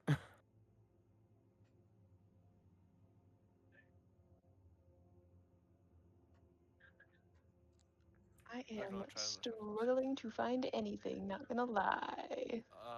You said Sabaton? Sabaton. I mean, maybe we. I don't know. Let's see. Specifically, they do a lot of war music on a metal level. Oh, I know who they are. Yeah. Okay.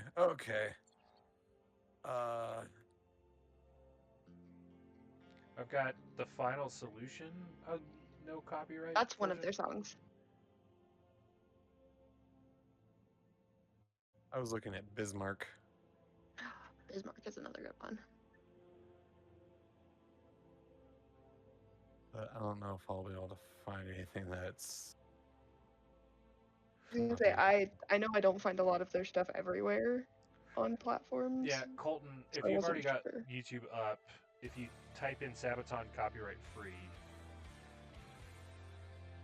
one of the top ones was the final solution.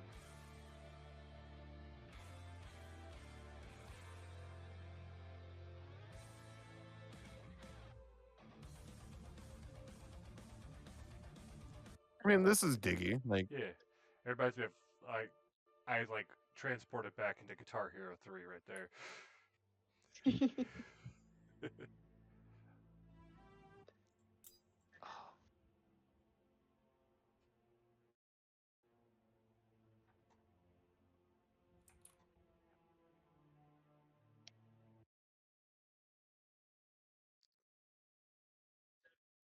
Is this one that you're talking about? Is this not it? That's one that I found that said copyright free, so. no copy. Well, Twitch will definitely let me know. That's for sure. If they mute this section, then we know. Okay, I don't know if they Either- will. I'll put it. Yeah, I might. Let's see.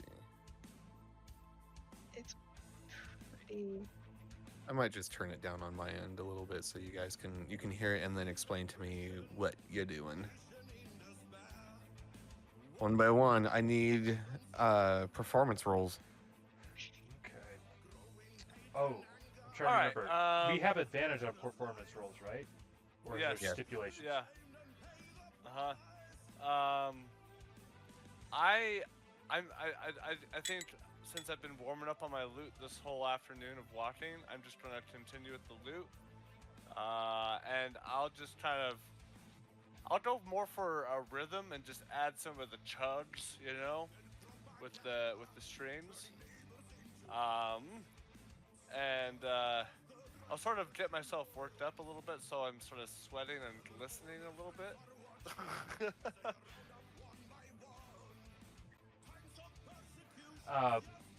Chazz is gonna kind of go with like the melody on the saxophone. I know it's more of a guitar beat, but he's trying to kind of get like at least like the flow going in the background so that someone on strings can kind of really hit the main vibe. Okay. That's also a 27 for me, DM. Perfect, perfect. I'm looking at all the rolls. You guys are doing fantastic. Yeah, Ken, go ahead. 16's better than an alternative, so we'll take it. Kitten is gonna try and do her best to fill in, because violin, I don't know how it fits the metal vibe, but we're gonna make it work for her, and she's gonna try and hit sort of where there would be vocal notes and adding some of those, as well as Okay. some of the other bits of the melody to go along with what Chazz is doing. Hell yeah. Well, dude, hell yeah. if Lindsay Sterling can do it, you can do it. Yeah, Exactly. that's exactly what we're going for. Exactly. And it's like you can tell that you're not proficient doing this style, but like you're hitting notes at the key points that like nobody's paying attention to that. You're rocking. Lyra? Well, Lyra's gonna have her lute out and just kind of be accompanying with Crampy over there with his lute, kind of following his lead with it. Cool. Perfect. I'm also going to take, since we're missing Patch, I'm going to take time to say that the Outlander has picked up what appears to be a stick and looks like she's trying to play it like a flute. She's kind of like doing this thing. She looks like she's trying Oh really my hard to gosh. blend into the band. Oh my god. And I would say Patch is kind of like banging on his armor as like the portions of like yeah, the song. yeah. Awesome, awesome. We won't spend too much time on this. I don't know where the song is currently at.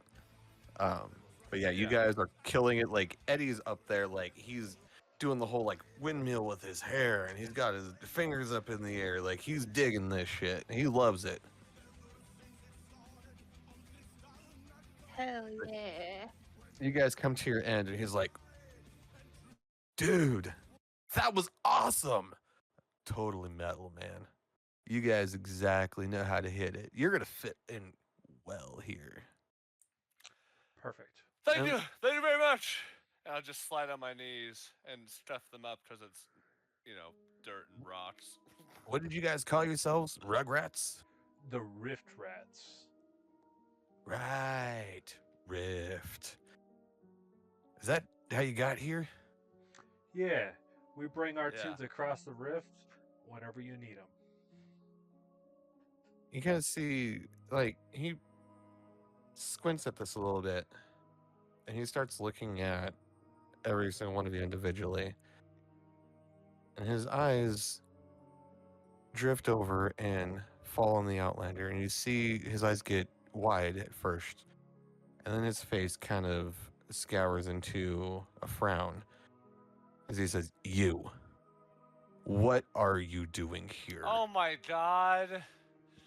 Again with the Outlander. And then we're gonna end it off here tonight.